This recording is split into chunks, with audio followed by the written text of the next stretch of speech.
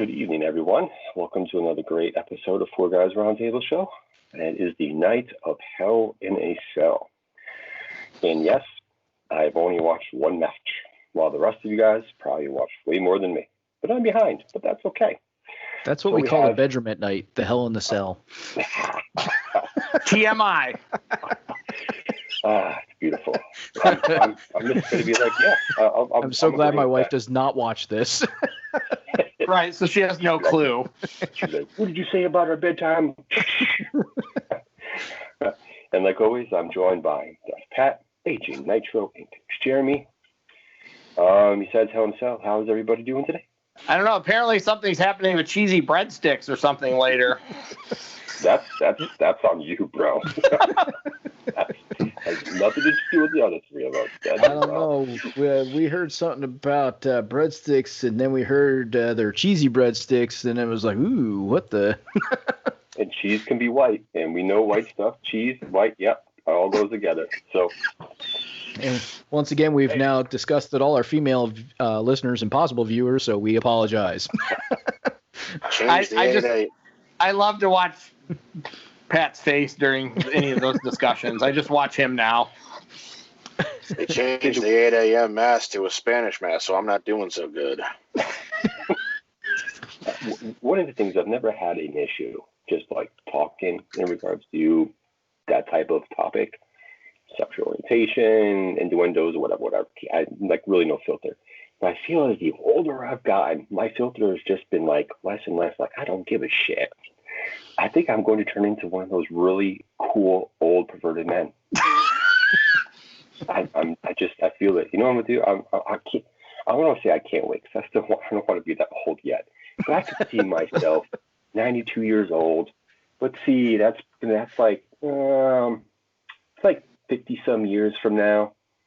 Thank God it's 50 some years from now. Maybe they'll have like those upper wheelchairs that can go around with like this retractable, like, you know, the sticks for the selfie stick. Mm-hmm.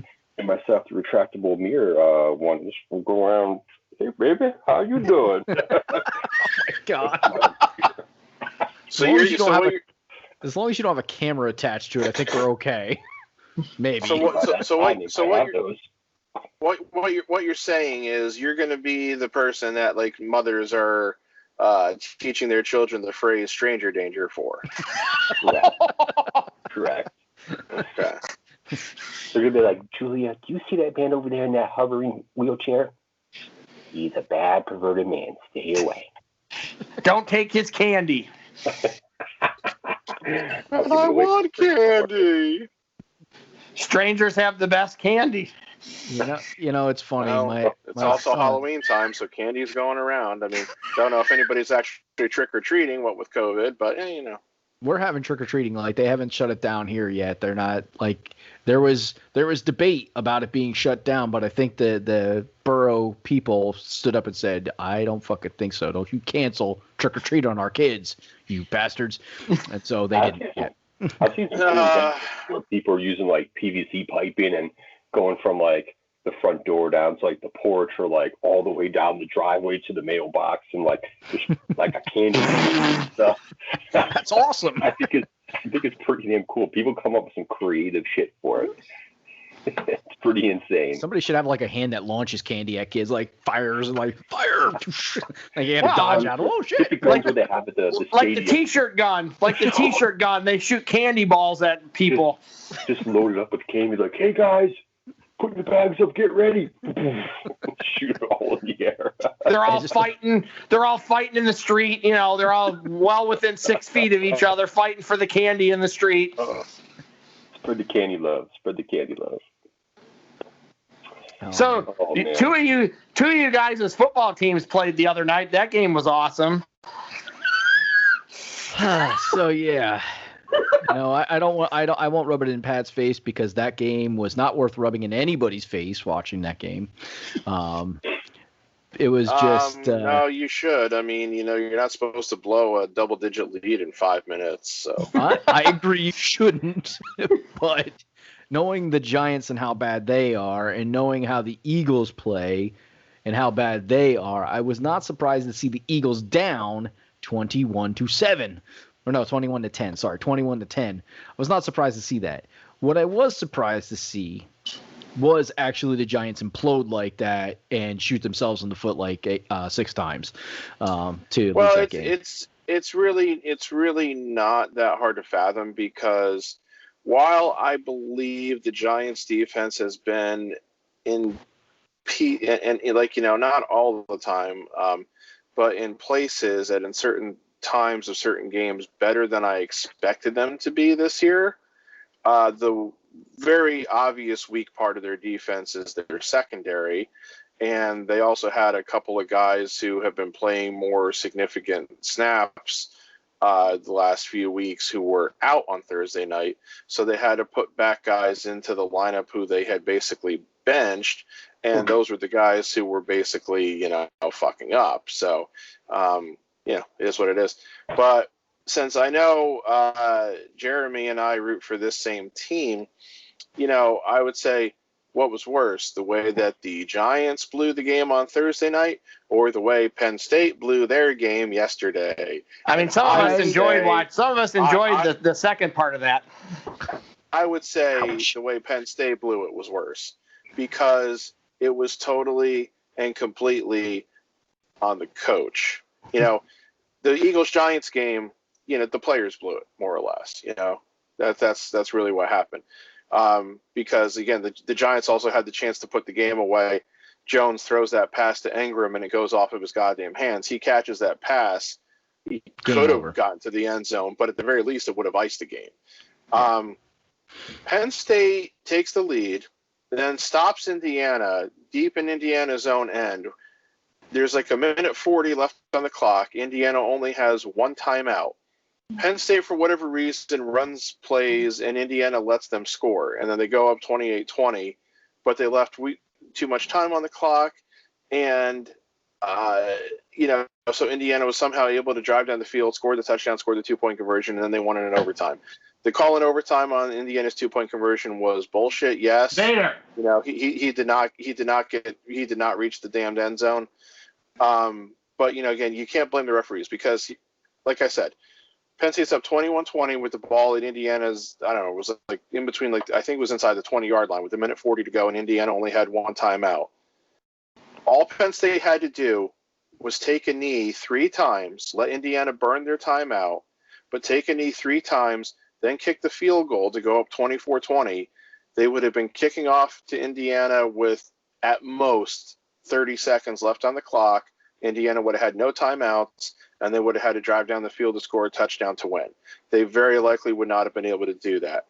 I'm now firmly of the opinion, I've been suspecting this for the last couple seasons, but I'm now firmly of the opinion that James Franklin, he's a good recruiter, he's a good cheerleader, and he's a shit in-game coach. And I think that after they get their ass kicked by Ohio State next week, because the way they played yesterday, there's no logical conclusion for that game other than them getting their ass kicked. I think Franklin's seat better get pretty hot pretty quick, because now I wonder if this team's even capable of beating Michigan this season. Yeah, Michigan looked good last night. Michigan looked tough. And of course there's always the possibilities, of course, that COVID outbreaks will occur and games will get canceled, because they even said, if any game has to get canceled because of COVID, it's just going to be ruled a no contest. They're not going to try to make it up, which they can't because of the calendar and all the other bullshit. So that was pretty demoralizing yesterday. They played very sloppy, missed kicks, bad turnovers, a lot of shit like that, a lot of bad tackling. So it was a pretty pathetic performance, unfortunately. So yeah, I would say that was a worse event for me than watching the Giants blow the game that they did on Thursday. Plus Daniel Jones created a meme for the rest of the year. So you're goddamn right he did. What, with his face plant as he's running? Yeah, that was. You know what the funny thing was? I didn't see that live. We were flipping channels for some reason at that point. I don't remember why. I don't know if we turned on the World Series game or if we turned something else on. And we just didn't get back right in time. We were seeing the end of the replay, and we're like, "What the hell? He fell in his face!" And but But yeah, that'll. Joe said there was a meme the next day of Randy Orton coming in and RKOing him. Oh, I'm sure there was. The way he stumbled and everything, and the fact that he fell forward. Then yeah, it was perfect then for one of those RKO out of nowhere moves and everything. There was an RKO. There was one with the Seth Rollins curve, the Seth Rollins stomp. I saw that one. I'll have to try and find that one. And then there was one where there was like, how their percentage chart of, the score is such and such, the percentage of them winning is going up. So you see the chart, and it's going up, and then all of a sudden it gets to the peak, you see like Daniel Jones running, he gets to the peak, you like tumble down the chart to the bottom. I was like, oh my God. The people are on those memes like that after that play. It was like seconds when that stuff was posting. I was like, oh my God. That's awesome. There was some we had some action on top of the Hell in the Cell here. But no, I was watching that. I watched that game, and I was watching that play live, and I was flipping the fuck out on that play because I was like, how the fuck do you get that full and then outrun by that slow ass quarterback? Well, he's not slow. I mean, he's not Lamar Jackson, though I think they said he got faster on that run than Lamar Jackson has on any run this year. But he's not like Eli Manning, where he's like some immobile quarterback. He can move. He's just not somebody that you're. Yeah, he's just still not somebody that you're going to be calling that you think that you'd be calling a lot of designed runs for and everything. But when they've called designed runs for him this year, they've largely worked. So yeah. But he shouldn't be able to outrun freaking D-backs. No, he shouldn't. But that just tells you how bad the D-backs for the Eagles are. Because they're all the D-backs except for, I think, Darius Slay are freaking slow as shit. They're all slow. Even the safeties are slow. Like, they don't have any speed corners. That's sad, like really sad. Most teams at least have one speed corner, which is usually their cover corner. But they don't have. Darius Slay's faster, but he's still not like a speed corner. So it's just sad watching that. I'm like, oh my God, he's going to outrun everybody. And he would have if he not fell. Like, that was the crazy part. He would have outran everybody on the Eagles team had he not fallen. That's only supposed to happen with wide receivers. Yeah, he had an obvious touchdown. So yeah. Let's show the replay 10 times of somebody falling off the side of the cage through a table.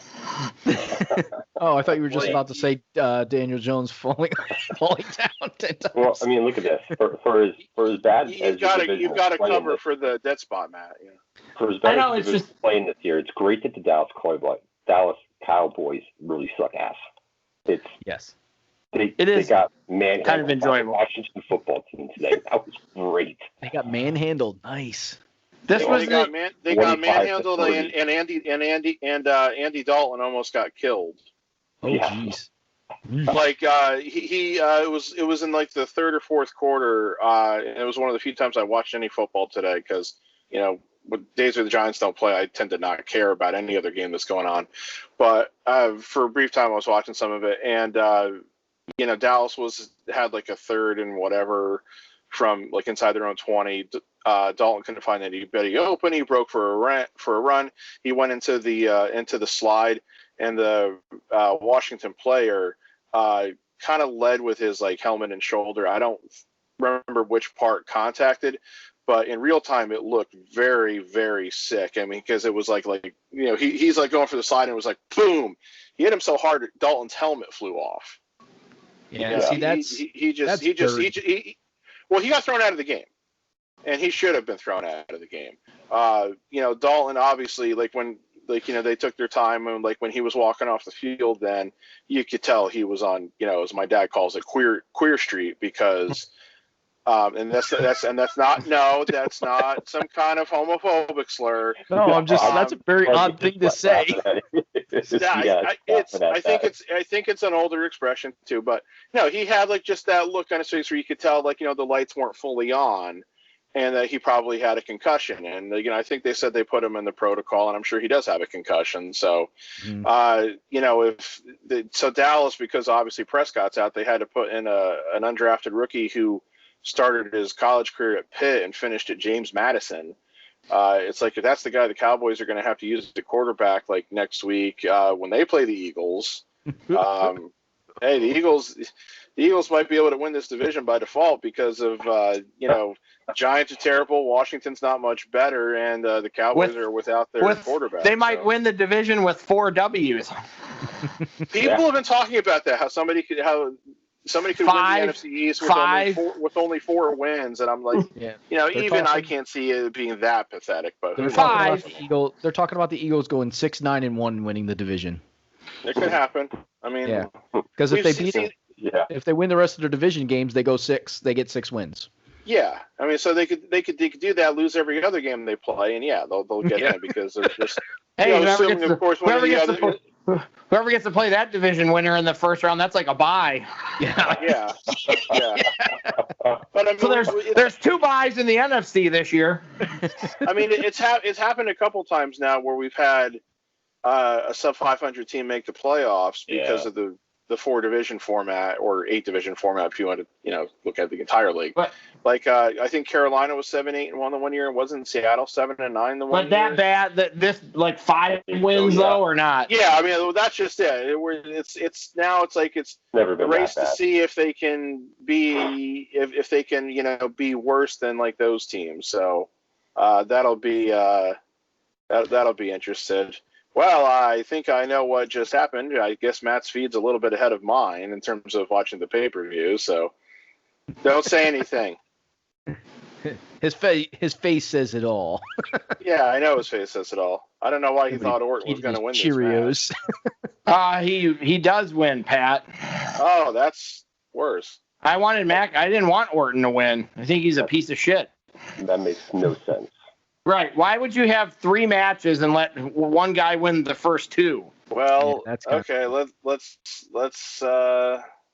see. Maybe who knows what'll happen. No, it probably won't happen now. But all right. So with that, yes, Theo. Go ahead. Nope. Okay. I was going to say, should we get this party started? Should we let's get into our full-on podcast here? Get onto our topic. Sure. So Theo, what are we talking about? We're talking about women's professional wrestling. Yeah.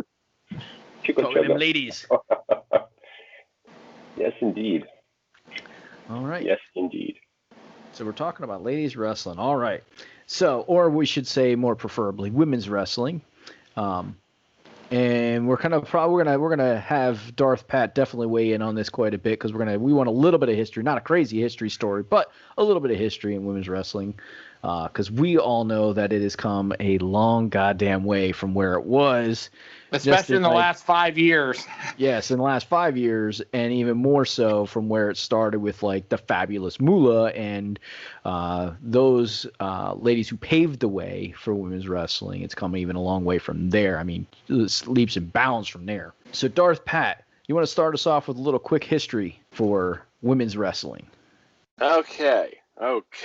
So back in the day, when professional wrestling was still regarded as being professional wrestling and was still thought of as basically, like a carny act or a sideshow, kind of deal, women's wrestling was a sideshow of a sideshow, I think, in a lot of ways. I'm not sure anybody ever really took it seriously back in the day, despite the fact that there were a lot of accomplished women wrestlers. WWE's history with it is, it's hard to trace because just like as an example here, okay, so the Fabulous Moolah first won what has been regarded as the first WWE Women's Championship, one of which they retired in 2010 when they replaced it with the Divas Championship. Don't say that with too much disdain there. The Divas Championship. Yeah, well, we'll get to that terribleness soon. Yeah, we will. Anyway, so Fabulous Moolah's reign with that championship, and she is recognized as the first champion of that, began on September 18th, 1956. Okay. Mm-hmm. Very long time ago. Yes. Well, the point to this is that WWE recognizes her reign as being uninterrupted until she lost the title to Wendy Richter at the Brawl to End It All on July 23rd, 1984. So I want to jump in there with a quick comment. And this is from when I watched Dark Side of the Ring, Fabulous Moolah's Dark Side of the Ring. Mm-hmm. She purposely did not lose that. Like, she pretty much put her foot down and somehow, some way made it that she was not going to ever lose. And even when she lost to Wendy Richter, she was not supposed to lose. Like, she was very, very pissed that she was the title was removed from her waist. Like, she had a very, the women give her credit. Like, the women who trained under her gave her a lot of credit, and so do a lot of women that came after her. But they also say that she was a fucking bitch and like just had this huge ass ego that nobody should be better than her, which is kind of crazy. Yeah, Continue, sir. No, that's fine. That's great. Information. I'll admit the Fabulous Moolah is the only Dark Side of the Ring episode I have not watched. I guess because I felt like I wasn't very interested in it. I should probably go back and check it out because I know a lot of what the allegations and accusations against her are. But to what you say, there is some truth to that. Now, like I said, WWE doesn't recognize her reign as ending until Wendy Richter beat her in 1984. If you go to a Wikipedia article, which is list of WWE's women's champions 1956 to 2010, it shows that she lost the title on 4 separate occasions throughout the 60s and 70s. Listen to how many days she was without the title in each of those 4 times. 13, 23, 2, and 2. So every time, Sasha Banks must have had the title then, because that's how long her reigns have lasted. Yeah. So every time she lost the title, she basically won it right back. Yeah, and of course, regarding Wendy Richter. So Wendy Richter, again, like I said, she won it at the Brawl to End It All. She lost it to Leilani Kai in early 1985 at the War to settle the score, and then Wendy Richter won it back at WrestleMania 1. And then, of course, later in 1985, when Vince was having disputes with Wendy Richter, they did what a lot of people regard as the original screw job, where Wendy Richter was wrestling a masked wrestler called the Spider Lady at a live event in New York. And I don't think Wendy Richter was told what was going on in any way, shape, or form. She wasn't told what was going to happen in the match. I think she was told she was going to win. I don't think she was even told that it was Moolah under the mask, but Moolah got her in a pin and there was a fast count. And then she ripped the woman's mask off and it was Moolah. Wendy Richter realized that she had been screwed. She went backstage and quit. And that was it. She never came back to the WWF until they inducted her into the Hall of Fame. But there was kind of a funny thing there where, again, it was well, of all people for her to lose it to, it was fucking Moolah again. So, so that's the thing. I don't know too much, unfortunately, about women's wrestling, prior to the 80s, especially if it's not WWF related. I know if you look at WWE's Legacy Hall of Fame, because, Fabulous Moolah, of course, is in the proper Hall of Fame, as is Mae Young, in terms of older wrestlers. But in the, in the Legacy Hall of Fame, there's Mildred Burke and Cora Combs and June Byers and Judy Grable, who were all, I guess, pretty prominent back in those days. I would encourage people to look them up. There's some interesting stuff about them, but again, women's wrestling again wasn't really thought of as much. So it wasn't thought of much in the 80s either, because after Moolah lost the title to, it was Velvet McIntyre then in 1986. Who? Well, she was somebody who was there again for a couple things. Moolah lost the title to Velvet McIntyre, won it back from her 6 days later, and then she held it again for another year before she lost it to Sensational Sherry. Oh, at least I know that name. Yes, and by that time they kind of made Moolah a face because she was a legacy, and Sherry was kind of always a heel. Yes. As a character for the most part throughout her entire career. but then there's one other champion after Sensational Sherry, who was Rockin' Robin, who was the real life sister of Jake the Snake Roberts and Sam Houston. She won the title in late 1988, and it just basically disappeared then. Yeah, I was going to say, I don't remember a lot of women's wrestling in the late 80s to early 94 maybe? When they started bringing back a little bit. Yeah, it was, they didn't bring back the women's title until late 1993 when Medusa, who of course was Alundra Blaze in WWF, she came to WWF after stints with WCW and other, territories. I'm pretty sure she was in AWA for a time. She came in and they're like, okay, let's do women's wrestling again. And that lasted about 2 years. They brought in like Bull Nakano, who was, always like a highly regarded, Japanese women's wrestler. She was, for a women's wrestler, kind of like massively sized. So she was like, like the super heavyweight, if you will, like that. One wrestler, when you look at her, it's like, oh my God, how the hell are you supposed to beat her? And she had a pretty distinctive look, which I always remember when I was like a little kid. I was kind of scared of pictures of her. She had like this, like mean look, and she had like the spiked hair and everything. So, she looked like somebody who you were supposed to be frightened of. So, but they didn't really have a lot of opponents for Alundra Blaze. It was, like I said, they brought Bull Nakano in, and they had Bertha Faye for a while. May she rest in peace. But they didn't really ever establish much beyond that. Like, and the most interesting part of that was like at the original Survivor Series, they had enough women for a 5-on-5 Survivor Series match. They tried another one again. I think it was at the 1995 Survivor Series, I want to say. But I think half the women that they had in that match hadn't really ever been on WWF television prior to that. I could be wrong. That was always the perception that I had. So, again, they basically, they kind of didn't care about it anymore.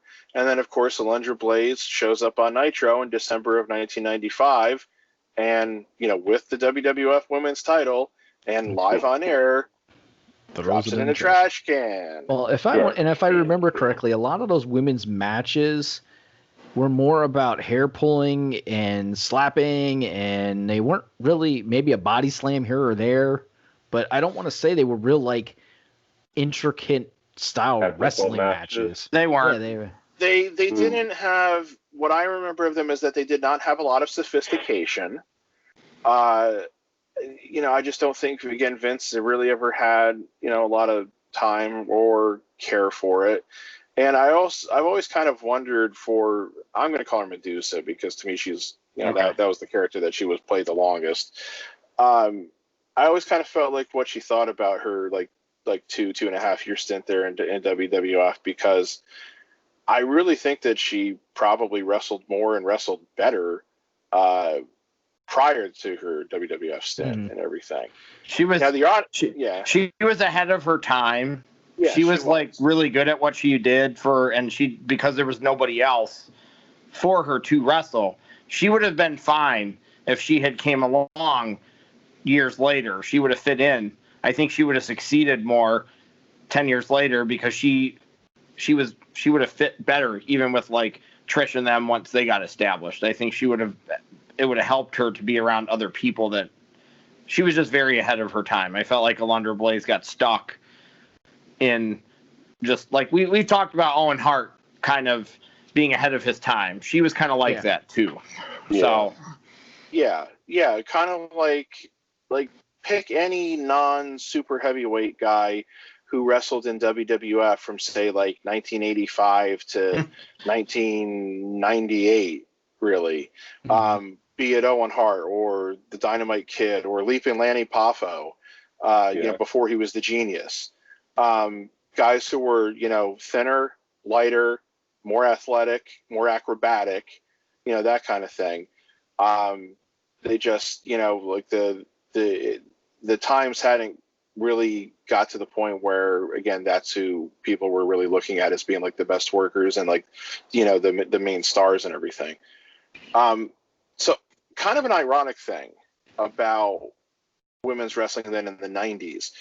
When Alundra Blaze leaves WWF to go back to WCW to be Medusa again, WWF's women's division again was more or less shut down. Like, it was really just about valets at that point, whether it was Sunny or Sable, and then Chyna eventually came along, but they didn't reintroduce a women's title until late 1998. But what I'm pointing out here, sorry, I got to dismiss a notification on my phone, is that while WWF then basically gave up on women's wrestling, WCW tried to start a women's division and basically failed. Yeah. And the problem again was they didn't have anybody. They brought in some Japanese wrestlers because they had an agreement with New Japan, which you saw often in the in the men's division, if you will, especially like when the NWO started and they like had like Masa Chono and the Great Muta join the NWO. And NWO Japan was great. Yep.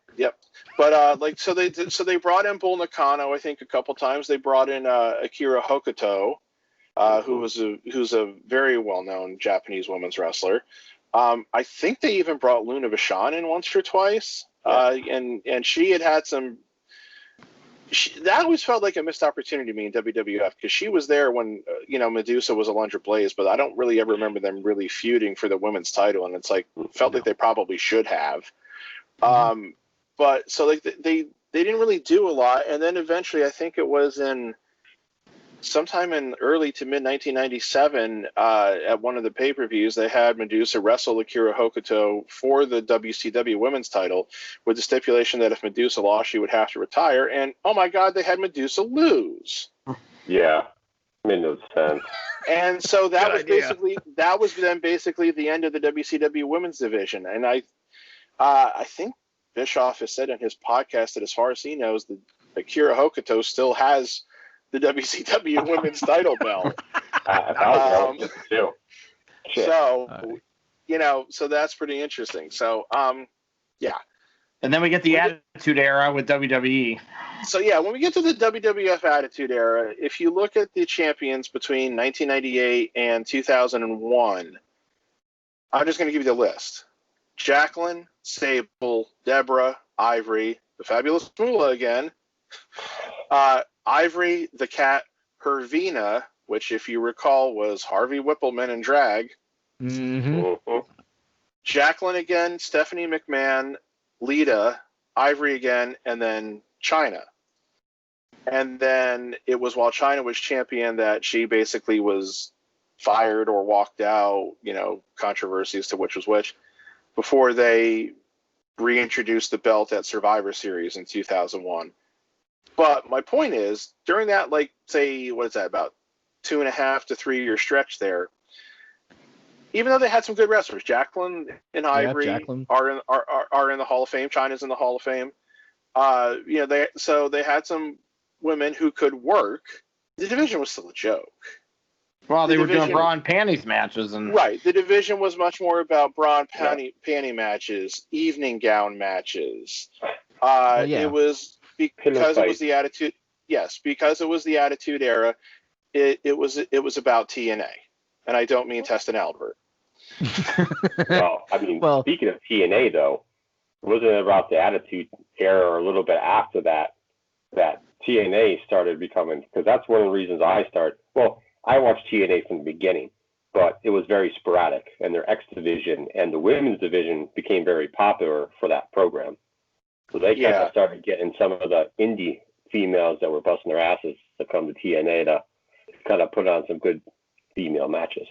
Well, right. I mean, go ahead. Go ahead. No, go ahead, Jeremy. So here's the thing I remember about the Attitude Era. Sable wasn't a wrestler. She was a model type person. Deborah, not a wrestler. She was, once again, a more of a model. And what were some of the other ones that you named there?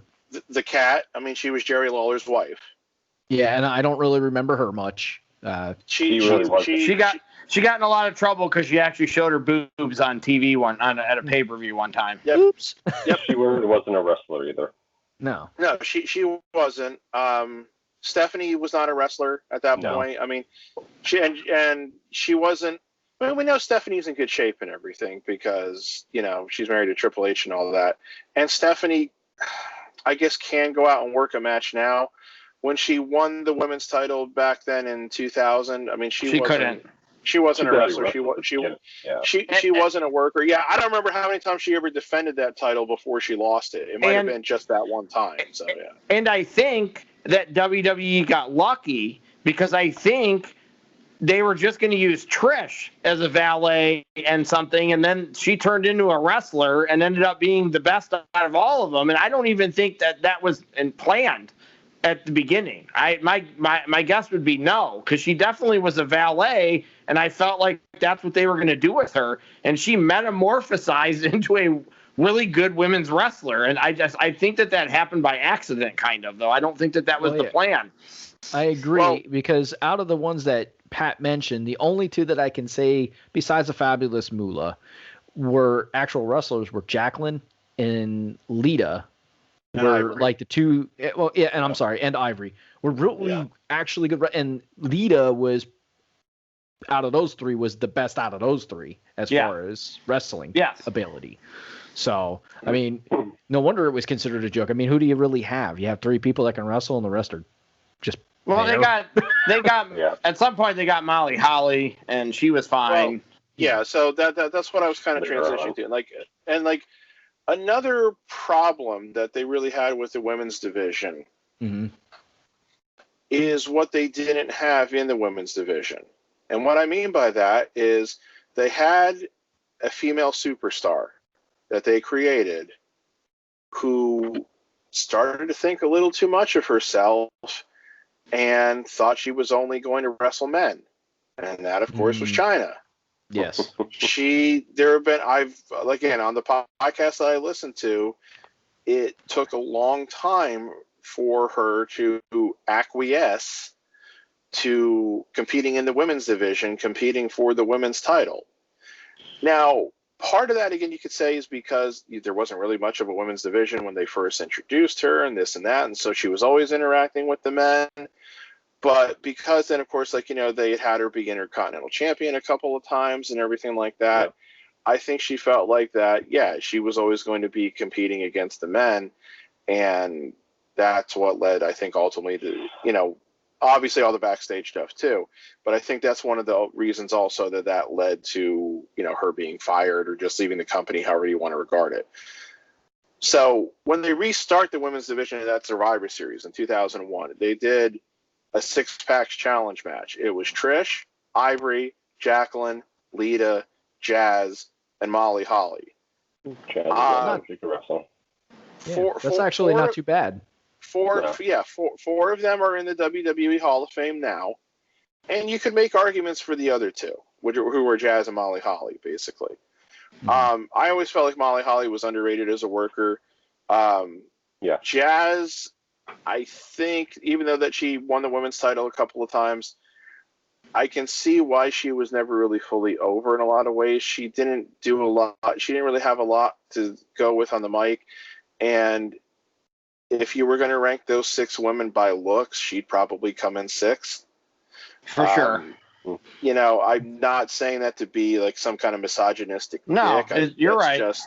That's just kind of the way I feel. And what I'm kind of getting at with that is, while you can definitely see, okay, now we're maybe going to start taking this division seriously and have some people in there who can actually work. Look still mattered then. Right. Yep. People, I think, were still looking for a little bit too much of TNA with it.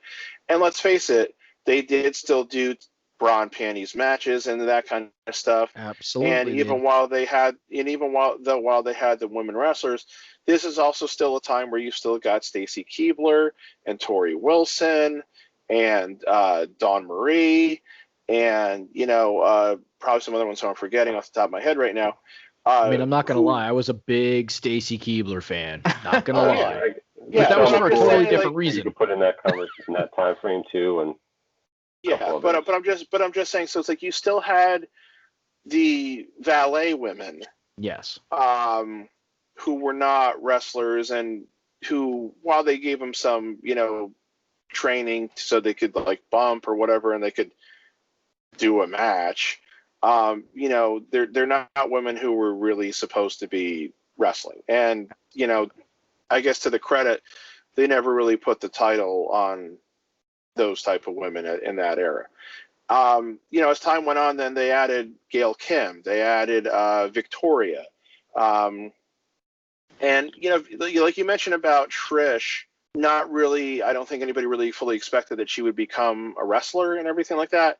I think Victoria is somebody you can add into that as well. She was somebody who I don't think necessarily came in with the idea like, oh, she's going to be a wrestler. I mean, originally she was one of the Godfather's hoes, but they trained her and she became pretty good. And she had some decent feuds in there. I remember Didn't she and Trish, I think, have like a hardcore match for the title one time? Victoria, I like the Widow's Peak. She had a cool finisher. Yeah, she did. So I mean, she's somebody she's somebody else along with Molly Holly from that era who I feel like has been kind of unfairly forgotten and a little underrated and everything. So whenever, but then again, like I said, as time goes on, then you have like Mickie James and Melina, and then you get to Beth Phoenix and Michelle McCool. So you did have some diversity, and you had a lot of different women, and then of course Trish and Lita, left, but you still had what felt like women who were really out there trying to wrestle, trying to say, hey, we can do this. When Trish and Lita main evented Monday Night Raw, something changed a little bit that night. So that match was fantastic. So that match was the best women's match I saw in my life until TakeOver Brooklyn. So something changed a little bit that night, not fully, but there was a little bit of a swing there because they main evented a Raw and Lita almost got killed, and they put on a show. They put on a 4 or 5 star match at the end of a Raw, which they never gave them their place until then. Nothing really happened after that, but I think that opened the door just a smidge. Right. And yeah, I agree. And we were talking about Victoria. Victoria is one of those people, like, I liked watching her. I thought she was good in the ring. I think the one thing that she lacked was, and I think a lot of still women lacked, even with the amount of talent that they started to bring in that could actually wrestle, is a lot of them, and maybe it was just because of the way the WWE crowd was, but the mic skills were still a work in progress for a lot of them. To be honest with you, it's still like that now to some degree. So not all of them are great still. That really hasn't changed that much. Yeah, but I think the other part that was tough is the crowd just couldn't get behind the women wrestlers still at that time. That's true. So that was another tough part. It took a long time for the mindset to change. I mean, everybody, I think, wants to say the Attitude Era ended at WrestleMania 17 in 2001, or that it ended when they did the first brand split in 2002, or it was WrestleMania 20, or it was like, and I'm like, that's kind of irrelevant, really. But I do think the mindset took a long time to transition from, especially as it pertains to the women, out of the Attitude Era in terms of like, show us your tits, basically. Lita's another person who, she was a stripper. Like, I've read her book. She used to be a stripper. Like, that's what her job was. So I think that, I don't know how much she learned in WWE. I actually think she learned shit in ECW. I think ECW she definitely gets some of the credit for her, but she's another one that I don't know if anybody, when I saw her at that Heatwave 99 and the fans were chanting, she's a crack whore, and Danny Doring proposed to her, I don't know if anybody thought she was going to end up being one of the 5 best women's wrestlers of all time at that point either. So, no, I doubt it. Yeah. So Lita and Trish deserve a lot of credit because they definitely weren't the people. Like no offense, but like Charlotte, there was some expectation with her. Like, you had an expectation with like her. Like, when we saw her, we knew it was coming. per se. I think Lita and Trish, nobody really knew what was coming out of them, either of them. Right, absolutely. And when you, oh damn it, I just lost my thought. Damn, I was thinking about it, but I'm having a thought. Whenever Jeremy, me and we can talk about how much we love the era with the Bellas and Kelly, because that's when I hated women's wrestling. So, well, I wanted to try to transition to that, but getting back to something that Joe said earlier, one of the other things that I kind of helped, that I think indirectly helped the WWE women's division during this time, was that TNA, with their Knockouts division, they seemed to, for the most part, take it seriously from the start, or they at least, they tried to create some credible wrestlers. Now, again, I never watched TNA much, so I don't know. Like, I know Gail Kim wrestled for them a lot of times. I know that, they had, Awesome Kong. Velvet Sky. Yeah. They had the beautiful people. Madison Rain. I mean, Victoria wrestled for them for multiple years as well. She went by Victoria. They brought in, they had a plethora of females that came in and out. They really took it seriously, and I think that was kind of where WWE was like, okay, so this promotion that's really beneath us is kind of kicking ass with the women. And in that same time frame too, that's when you saw an uptick of female wrestlers on the indie scene too. There's a lot of females in the indie scene. There were just more females wrestling. In New Mexico, AAA in New Mexico, they were starting to get more females wrestling. New Japan was getting more females that were getting into the wrestling business even more, because they had like 3 promotions going on over there at that time. So it was starting to grow all over the place, except for at the place to be all places of professional wrestling. Yeah, with the big boys. It's WWE wasn't doing anything with it. I think all of that combined, especially having a promotion on national television, being successful with it, and people liking it, the crowd being into the wrestlers, you can kind of tell. Yeah. So I remembered my thought. We were talking about the mindset and the attitude. The other thing that had to change, because it went wrong right along with the mindset and attitude, is Jerry Lawler. We had to stop hearing him talk about the puppies. The puppies. The puppies are coming out. Like as soon as Vince got that out of the way, that kind of helped the mindset of the male portion of the crowd also change their mindset in the way that they were viewing the women wrestlers too. So, AJ, I know you were going to say something. Dirty old man comments and be more serious about it. Yeah. I don't know. Pat's like training. He's going to transition probably to. I just want to get to NXT and stuff. Yes. Before you transition though, I want to say to everybody, thank you for watching, and make sure you tune in to the end of our show for Mount Rushmore, because it's going to be a good one. Okay, go ahead.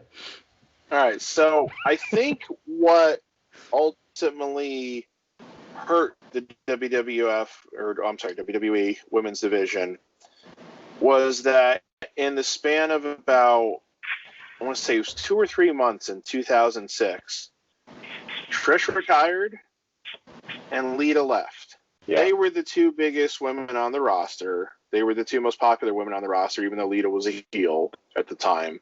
Trish had turned face again by that point. But even though, they were, Trish had been a heel for a while, but then turned face again. And just the fact that the 2 of them left, I think it left a star power hole at the top. They had Mickie James, they had Melina, Beth Phoenix came in not very long after, but they didn't have a lot of top tier workers left at that point. They had, they gave Candice Michelle a run with the belt. Now I remember they talked about it at the time too, that she had really worked hard to kind of transition from being like the valet eye candy diva to be competent in the ring. And I think she got to a point where she was okay, Yeah. But I don't think she ever got to be she didn't get to be Trish. She didn't get to be even, I would say, Victoria. So they didn't really have a lot to work with then. And then it kind of got to be like, then you had Michelle McCool and Layla. And Layla was the last WWE Women's Champion before they created the Divas Championship. Which is one of the worst championship belts ever. Yes, yes, it is. So that's along with the Waffle House title. So that's late 2010 then. when they do that. The 24/7 title, Jeremy. I call it the Waffle House title. Oh, okay. Yeah. I thought maybe WWE created something new. I was like, oh boy, just leave it up to WWE. Sorry, Pat. Yeah, that's all right. So like they kind of combine, the women's title and the Divas title, but you're the first several champions of the worst title. Period in women's wrestling in our life. Michelle McCool, Maurice, Mickie James, Jillian Hall, Melina, Maurice again, Eve Torres, Alicia Fox, Melina again, Michelle McCool again, Natalia, Eve Alicia Torres Fox again. Has been around that long. Yeah. Mm-hmm. Holy hell. Eve Torres, Brie Bella, Kelly. Here we go. Beth Phoenix again, Nikki Bella, Layla again, Eve Torres. That takes us through about 2012. It changed that many times. That's how crazy it was. And well, that's a 4-year span there that I just gave. That's from 2008 to 2012. That's a lot. I thought Michelle McCool was okay. I didn't think Michelle McCool was terrible. Like, she was okay. But Eve Torres, anytime you said Eve Torres or Bella or Kelly or Jillian Hall, there were problems there. My basic attitude about pretty much all of those women that I mentioned, with I think the only two I would maybe take out would be Natalia and Beth Phoenix. I would say for pretty much all of those women that I mentioned there, they had their moments, but they were never really better than okay. Right. And some of them were really just not wrestlers. I think Melina was, but they just never gave Melina a real chance. They just wanted to stick her doing other shit. She can actually wrestle. They just never let her do her thing. There are rumors that she's coming back. Now the thing of it is though is that she's 41 years old now, and obviously it's not an impediment because look at some of the ages of some of the men. Like AJ Styles is 42. Melina, he's still one of the best. The kind of wrestling that and Joe's right, she can go, but still, what she was doing back then is not the same as what's going on now. Right, and I don't know how. Like it says that she still wrestled like on indies and everything, and she's 40. So like that's since she's left WWE, but it's like she's been out of the WWE spotlight for so long. It's like, can she come back at that age? It's like, hey, if she can, great. And because of something I'm going to get to when we get to kind of like the present. But again, that list but this list that I just like kind of read to you.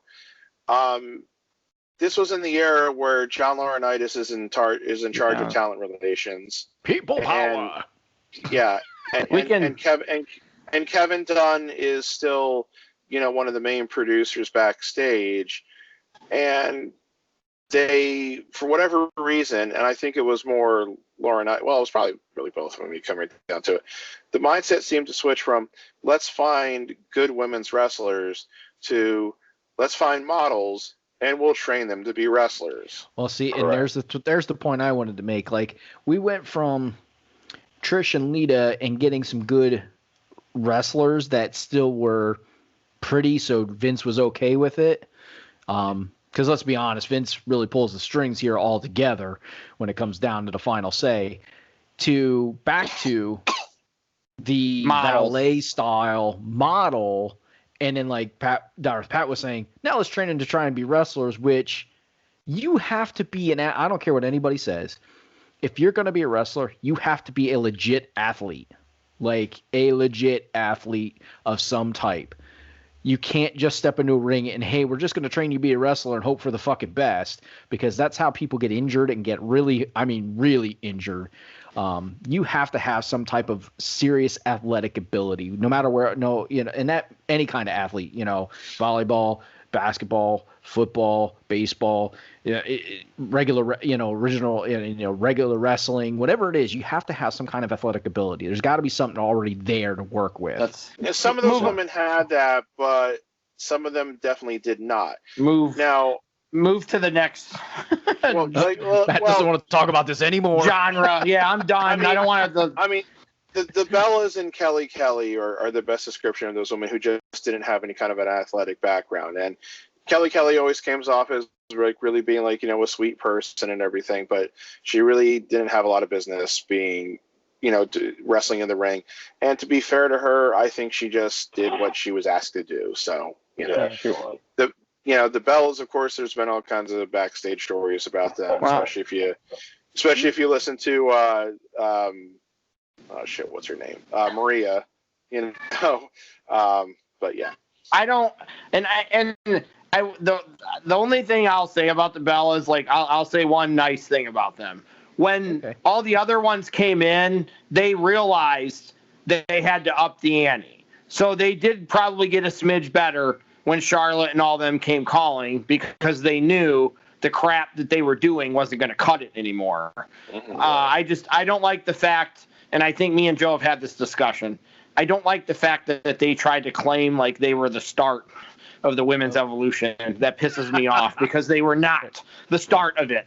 Let's be honest, AJ. We'll put it to this. We're gonna name one of probably Joe's favorite female wrestlers from the Divas era, and that would be Paige. Because if you really want to be honest, Paige was really the beginning of the women's evolution in women's wrestling. Yeah, I would say she was the first out of the Divas talent that I would say could really go, but had to play to that format of the Divas type wrestler. Paige definitely was.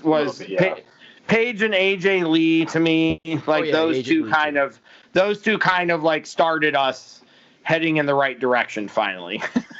So, just think about this. If WWE decided to not change NXT's format after season 2, we would probably still have a Divas title. Because you kind of think about that. They changed it from the whole coaching superstar and coaching a guy to an actual formatted program, and Paige was on that, that season. There was a couple other females that came and gone, but that's where, the whole NXT started, with them coaching everybody and bringing everybody up. And NXT is you're not getting a Charlotte Flair like you think now, and some of these others might not have NXT is the best thing that happened to the women's division. That's the single best thing that happened to the women's division is NXT. If it doesn't happen, then we still got, no matter what any other promotion was doing, they still have average to mediocre talent. Yeah. This is not a knock, but Natalya would probably be a 16-time world she would be at this point if that was the case, and rightfully so, because she's a good worker and she can go. She's a good wrestler, but it's just kind of like she's been heavily overlooked by the WWE in her ability, because her character's never been strong. Yeah. And she got caught. She also got caught in the middle of the end of the shitty and the start of the good. She kind of got caught in the middle of that, and she has not had her personality. Unfortunately, it's just never been there. They've tried multiple things with her. I don't know why they tried the fart gimmick with her. That was stupid. I was about to say they gave her some real pun not intended. She can wrestle. Storylines. I just think she got stuck in between the shitty and the good, and the transition. I don't know. She can go with any of the 4 horsewomen, but she's got less personality than probably all 4 of them. And they could have used the Hart Foundation thing for where she came way more and put a voice with her. They could have done something in that manner, but they just kind of went off and did all kinds of crazy shit with her. And it's unfortunate. NXT thing came because I think she accidentally passed gas at some point in time. I think she did, during a promo or something. Yeah. Vince was like, "Hey, that's good. Say it, Pat." Vince was like, "Hey guys, say it, Pat." That's such good shit. No pun intended. We'll have her fart. It'll be great. Things happen for a reason. Like, all this shit happened, like Joe said. If they don't change the NXT format, if Charlotte's brother doesn't die, we don't get Charlotte. So she wasn't even going to wrestle. She was not going to wrestle. And then her brother died, and she said, I'm going to do this for my brother. And now she's, in my opinion, she's the best female wrestler I've ever seen. Like, she's went from a volleyball player to I'm not going to be a wrestler. So she's another one, like Trish and Lita, where other than the bloodline, where it happened. I don't think WWE even knew what they were going to get out of her. They were like, okay, she's got the bloodline, but just because you have the bloodline doesn't necessarily mean that you're going to, like, and she's as good as it gets. Like, she's been as good as it gets. Like, they don't need to put belts on her anymore. She's that person, like John Cena. She's like the John Cena of the women's division. They don't have to put a belt on her. She doesn't need it. What does she have to prove at this point? All right, so Darth Pat, bring us into the present, sir. Well, lead us to the gold. One real quick final comment about the downturn era there, the Divas Championship. If you notice, there was one name I never mentioned as having held the Divas title, and that was Gail Kim. So sad. She had been with WWE. She left. She went to TNA.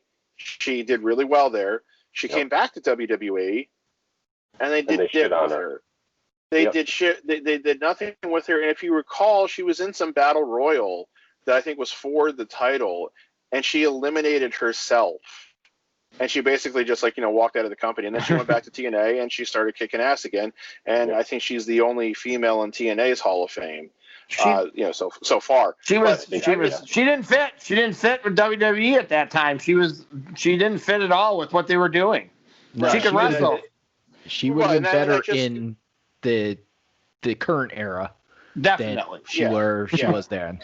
But it just kind of goes. That's just an example again of just how badly they were running the division at that time. So I just wanted to kind of throw that. I mean, no, you're right. It's not bad. Gail Kim jumped to TNA. Victoria jumped to TNA. Mickie James eventually jumped to TNA because of the nonsense they were doing in WWE. So they were going somewhere where it was more productive. Yeah, think about that too. Mickie James was regarded as kind of like the best worker of like the immediate post Trish Lita era, and they kind of pissed her off enough to make her say, "I want to go somewhere else too." So just stupid storylines, just ridiculous stuff they were doing. Yeah. All right. So Caitlyn wins the Divas title on the Raw 20th anniversary special back in 2013. And then we kind of got into an era where they seem to have kind of longer reigns, but then the next champions are all AJ Lee and Paige for a while until they give it back to Nikki Lee, and then Charlotte wins it for the first time at Night of Champions 2015. And then at WrestleMania 32 in 2016, they switch it back to the women's title. So this pretty much takes us to what we commonly regard as the modern era. But yeah, like you guys said, AJ Lee and Paige, I think, were kind of really the beginning of, what they want to, this whole give divas a chance, women's revolution era, however we want to regard this era in women's wrestling. I feel like they were the ones who really kind of started it and kind of reminded people of, oh yeah, they can actually wrestle and they can be good looking and good wrestlers at the same time. Yeah. But not they don't have to be models and everything.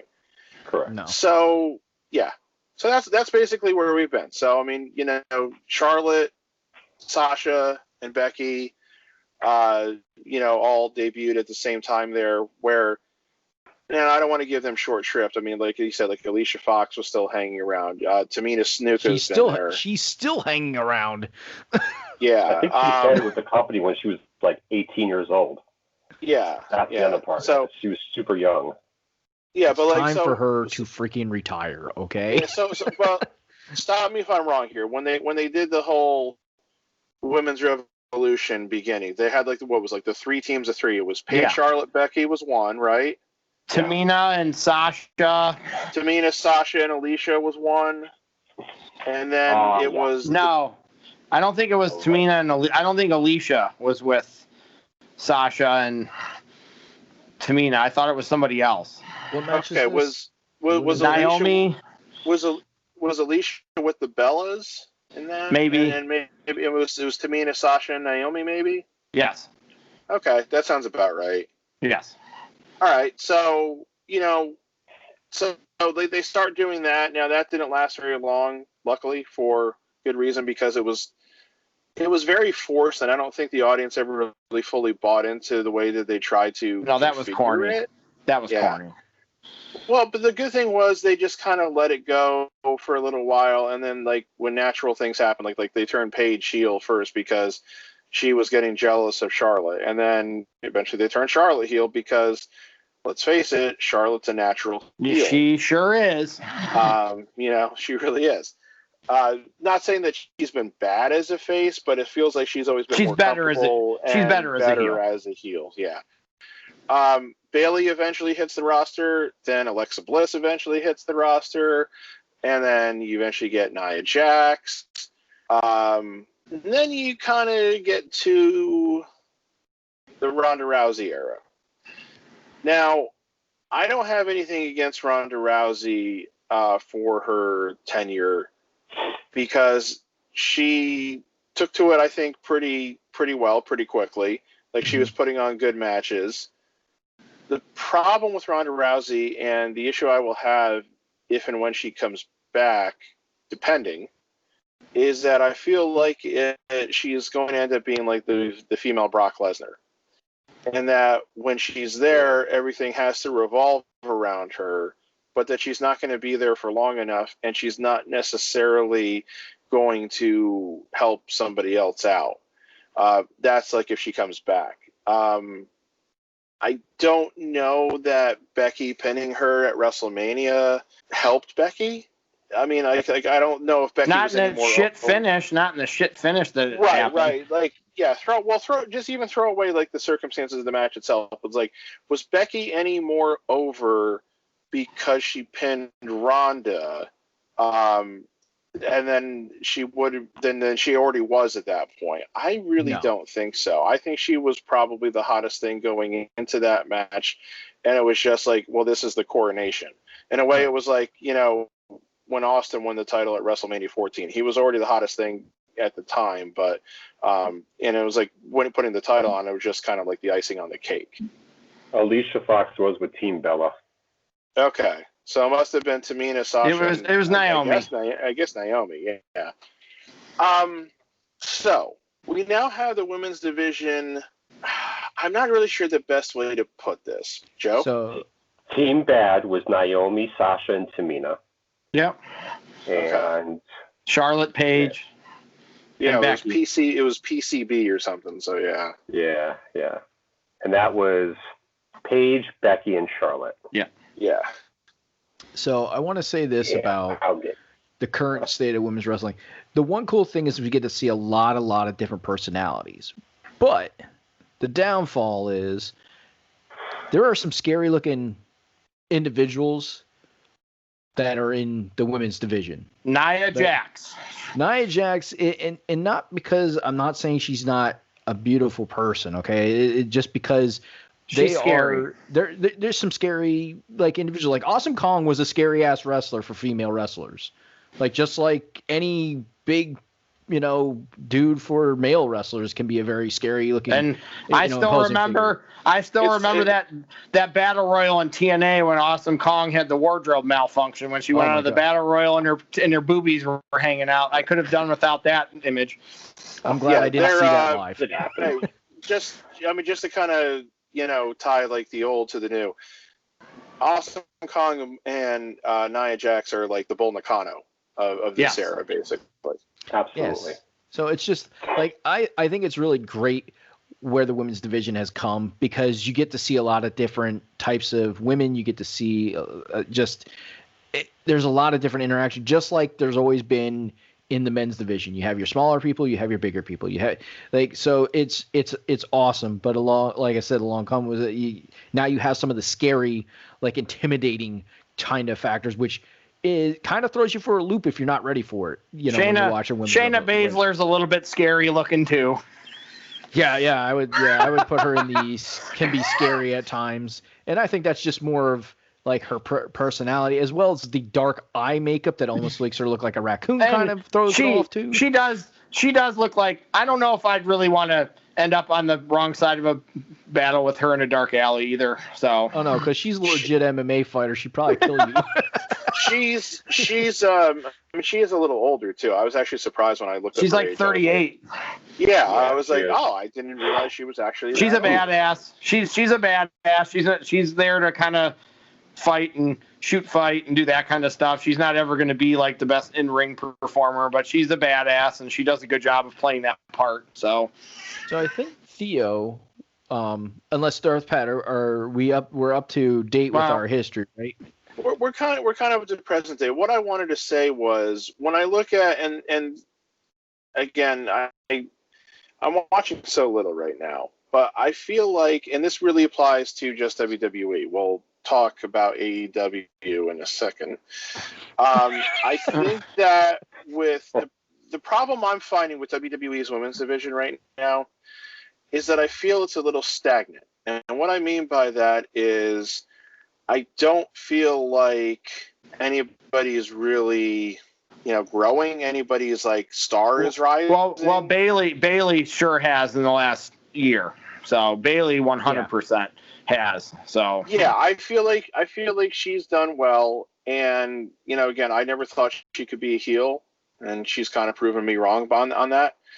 Thank God. But I feel like way too much of the women's division has been revolving around.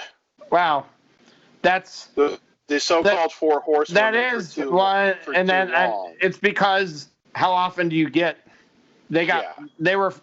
I don't know if they were lucky or whatever you want to say, but you got four women that can go. Like, it's almost like when OVW had Cena, Batista, Orton, and Brock all at the same time. You got this influx of talent. Holy shit, look at all these guys, and like all four of them. I know you don't like Brock, Pat, but he's still somebody that's going to end up in the Hall of Fame and stuff, and he's still part of that class, and that was a pretty great class for OVW to stumble upon. They stumbled upon that with the four horsewomen. They do fall back on them. They are stuck in that, but they also have Alexa Bliss, who's on concussion protocol every time she wrestles, and she's that other person. She's that other person that was like lightning in a bottle. She's like she's the one person in the WWE's women's division who sucked on NXT and is good on the main roster. All the rest of them, Charlotte, Sasha, most of them were still better in NXT. Alexa is the oddball person who was garbage on NXT. Don't talk bad about my Alexa. And they brought her to she was, Joe. I know you know she was. So I know she was. They brought her to the main roster, put her in a six-pack challenge, and in 10 minutes, she impressed. Even though she was the first person eliminated, lightning in a bottle struck that night.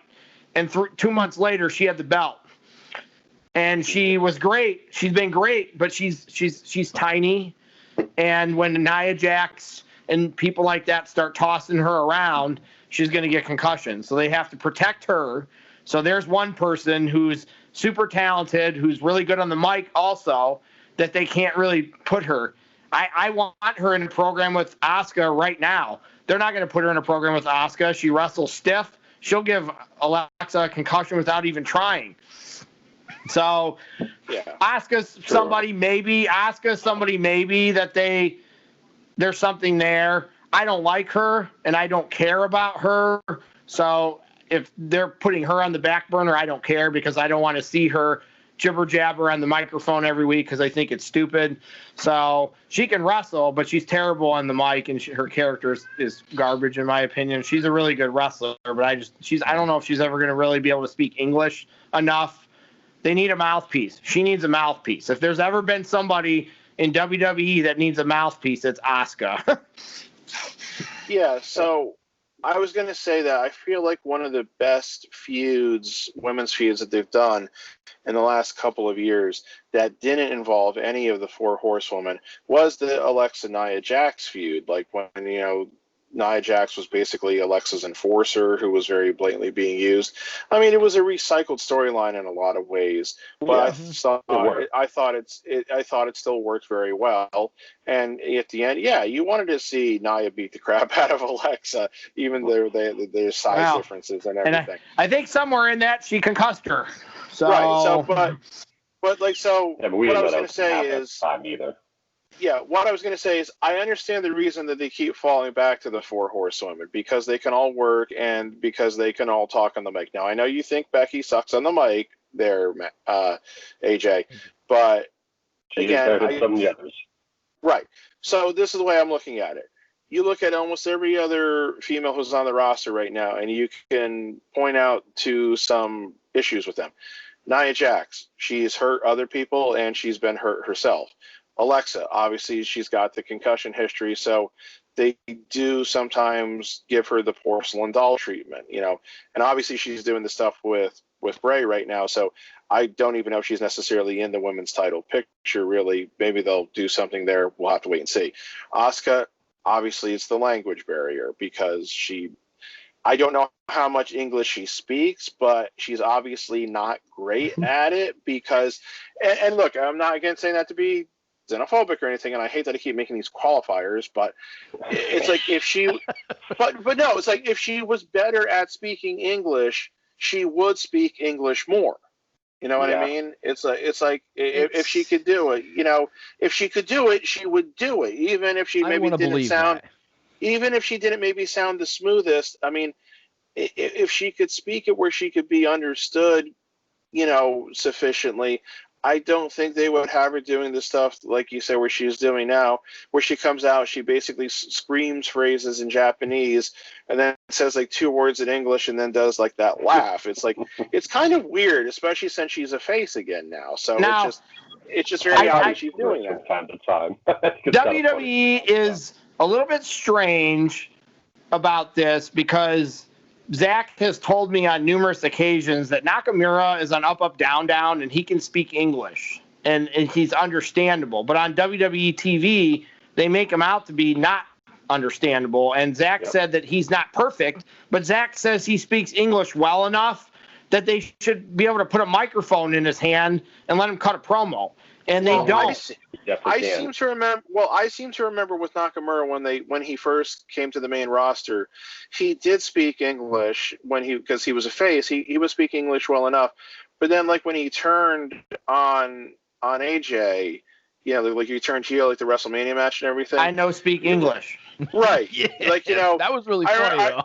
Like you remember he came out like he was like being asked like, why did you do to him what he did, and like he gave an answer which was a complete lie, and the interviewer was like, you know, Shinsuke, you're obviously lying. And so he was like, I'm sorry, no speak English. You know, that was a heel thing to do, which I get. So now that he's a heel still, because he hasn't ever turned face again since then, and maybe he should by now. He still doesn't really talk, though. They still hamper him. But what I'm saying is like with the foreign wrestlers.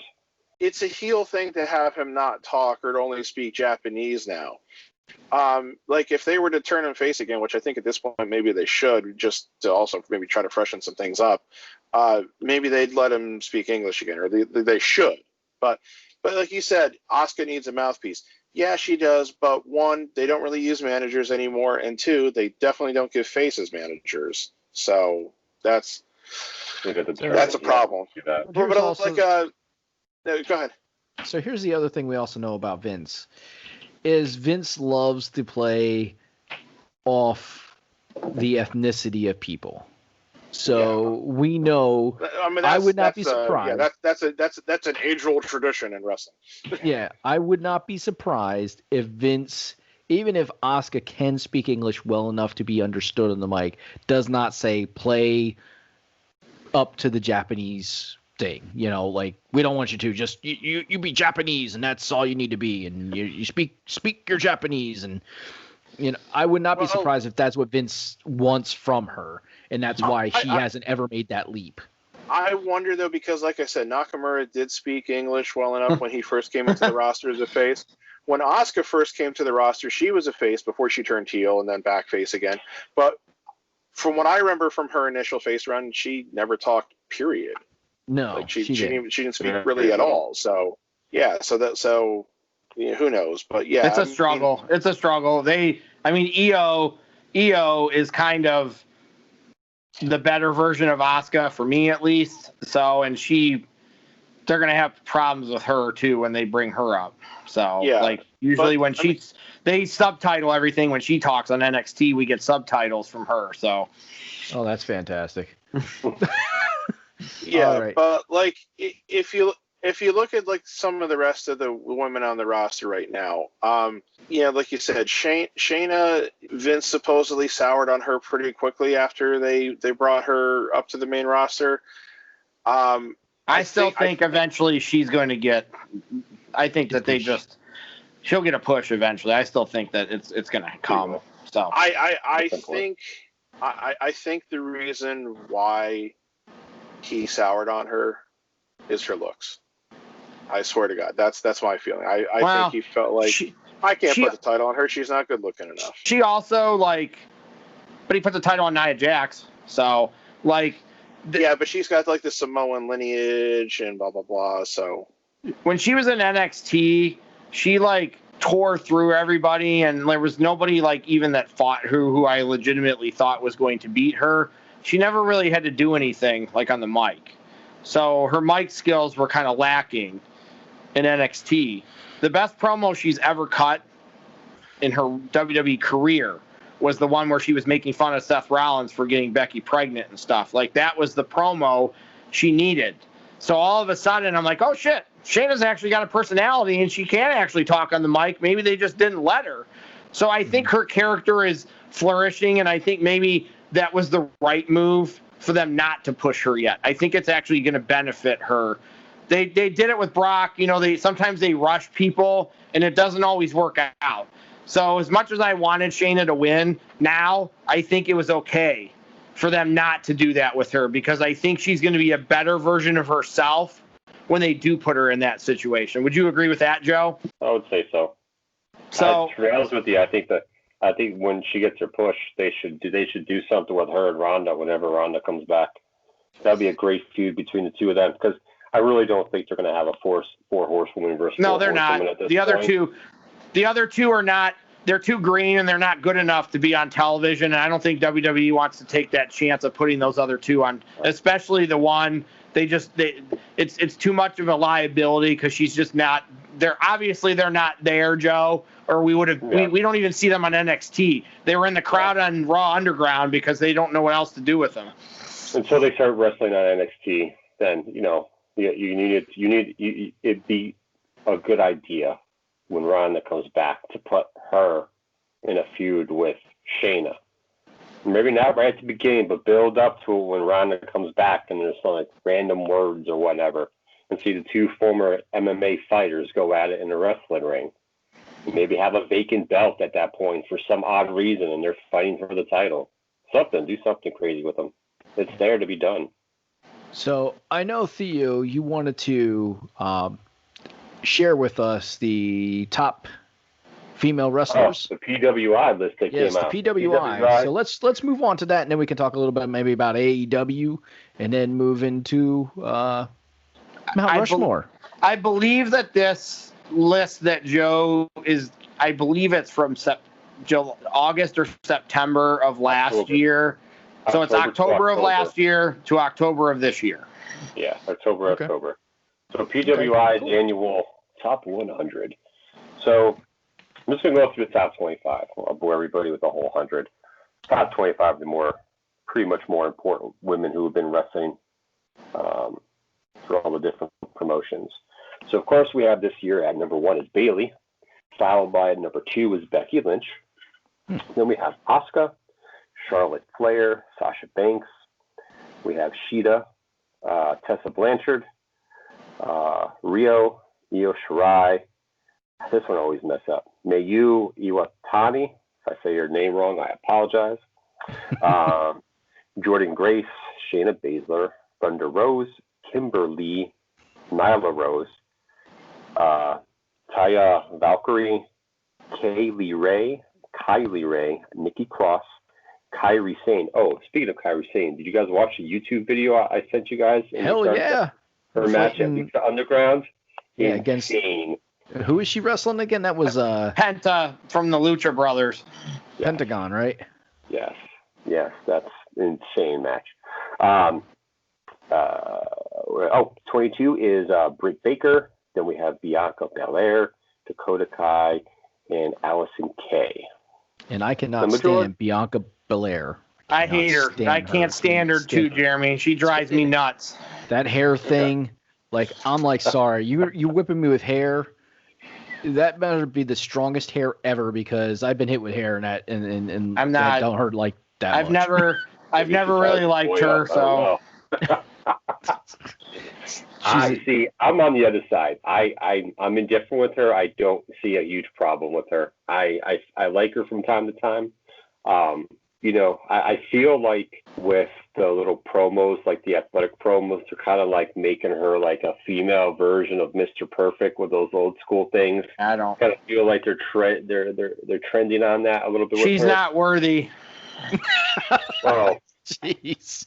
Mr. Perfect is Mr. Perfect, but using athletic things to be more superior than the others she's going against. I mean, she could wrestle. Give her that. She could go. I don't mind her. I really don't. I don't really have. I could care less about the hair thing. She's twirling around or whatever. I'm waiting for her to use it as a chokehold or something like that for a submission one night. It's her persona that I don't like. I just can't swallow. I don't. Like I said, I've never liked her since the first time I saw her in NXT. I've never liked her. So that's the part that I have a hard time with. Like certain characters I can get behind, their image, their the way they talk and everything, and I just had a hard time swallowing her like I'm superior to everybody else kind of thing. Like that's just been hard for me to swallow, because I know I'm not saying she's not a talented wrestler. I'm not saying she can't wrestle, but until you get in there and you wrestle Charlotte, essentially the 4 horsewomen, until you get in there and wrestle them and show me that you can wrestle with those 4 women, I have a hard time swallowing your gimmick. Yeah, I see your comfort with that. Yeah. Well, this is an impressive top 25. A lot of WWE has dominated the top 5 here. So there's others from other promotions on here too, which is good. So it's Charlotte, Becky, and Bayley now have all been number 1 on that list. Sasha's the only one now who hasn't been number 1 on that list. So maybe this is going to be her chance now. So she has the belt, and let's see how long she holds it for. Let's give her more than a 1-week run. Fortunately, yes. And I think Bayley's well deserving. I know AJ has not always been a big fan of Bayley. I thought her gimmick got very dry at a time, because she for so long did the wacky, female Wednesday, John Cena, flailing arm people thing. The Bayley buddies. The Bayley buddies. Every time I see those, all I can think about is the commercial from Family Guy. Like every time I see that, the commercial. I know what you're talking about. Yeah, the wacky inflatable arm guy. Yeah. That's why the night when she turned heel and destroyed the Bayley buddies was fucking awesome. Like she fucking chopped him, cut him, and chopped him. And the side pony thing, like that reminded me of Napoleon Dynamite movie with the girl that's in Napoleon Dynamite. Like every time I saw her with the headband on and the freaking side pony, I'm like, oh my god. So there were so many things, like after a while I was just like okay, let's change things up. So when she did turn heel and everything happened, I was like, okay, this is cool. And now I think she's very well deserving of a number 1 spot in the PWI. I think that's pretty well deserving. Well, she had the belt the whole time. Yeah. So she had the women's title the whole time during that time period. So if anybody other than her would have been Becky went away. She only wrestled for like half of it. Charlotte's been hurt on and off during it. So Sasha wasn't there the whole time. So Bayley's the only person that's essentially been there the whole time. This is also, they said tonight, Sasha's now wrestled all the 4 horsewomen in Hell in a Cell matches. So she's wrestled all 3 of them. So even though Sasha doesn't necessarily have the title reign, she's got some other things going for her like that. So That's good. You know, about Bailey too. Like, you know, you mentioned, like, you know, when she like chopped down the inflatable arm things, everything. If she ever does turn face again, they'd better not like decide that it's time to resurrect the gimmick that she had. Man. That would be just like a terrible decision to like rewind the clock like that. You know. What's wrong with you? You know, it would be like if they turned Cena back to being like, you know, the doctor of thugonomics, like after, you know, so long or whatever. But, you know, I think when the music though, maybe maybe next year, maybe Sasha will be number 1, and I'm going to say that Britt Baker will be higher than 22 next year. So I will say she's going to be top 15 by next year. Well, also, like you said, I mean, she was injured and not wrestling for a good portion. Before we talk about AEW real quick, like I was just like kind of like looking at the rosters and seeing like who's on what show. No, I'm not going to run through all of it. Let me just ask this. Because right now, like, you know, Becky's out and we don't know when or if she's coming back. We don't know when Ronda is, or, you know, when or if she's coming back. We don't know when Charlotte's going to be back. Considering what we've seen from the women who are on the roster right now, and also maybe what we haven't seen from some of them, who would you like to see be the focus of the division a little bit more than maybe they are right now? Shayna. Like, who would you like to see get more like Shayna, like airtime? I guess Shayna for me. So anybody else besides her? I mean, because of Alexa Bliss's problems, she's always going to be one I want to see because I think she's uber talented and I think she's better on the mic than all of them except for Charlotte.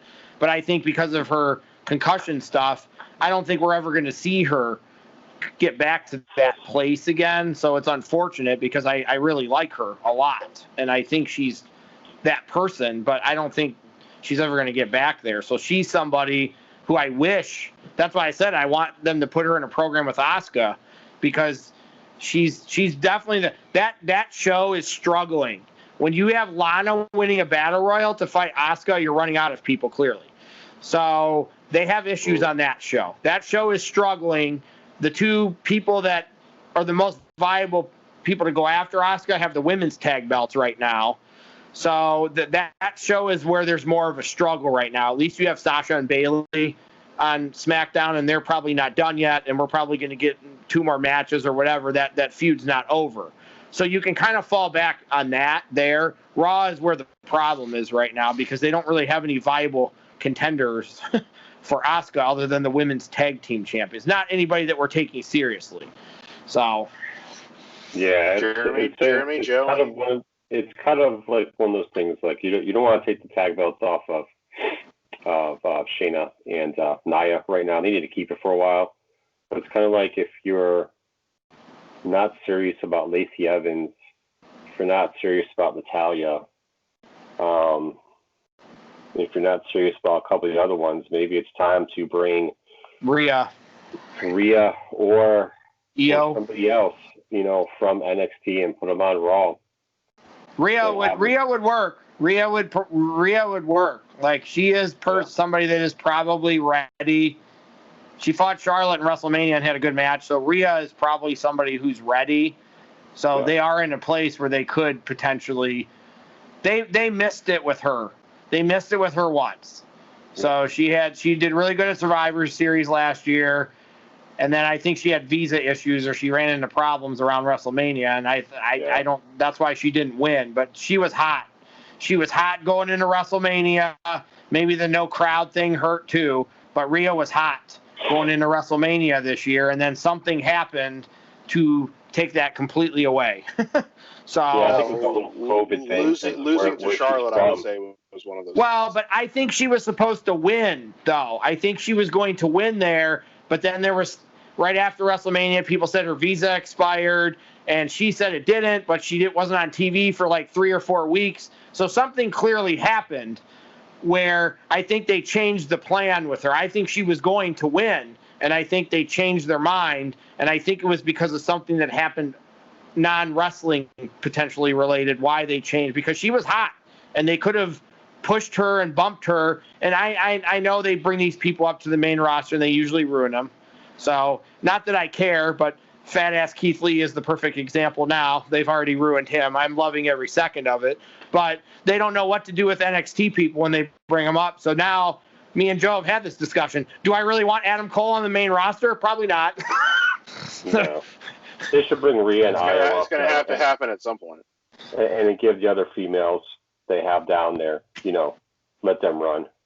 Let them run it and bring those two up. I think the thing with Rhea is because of the COVID stuff, where she lives.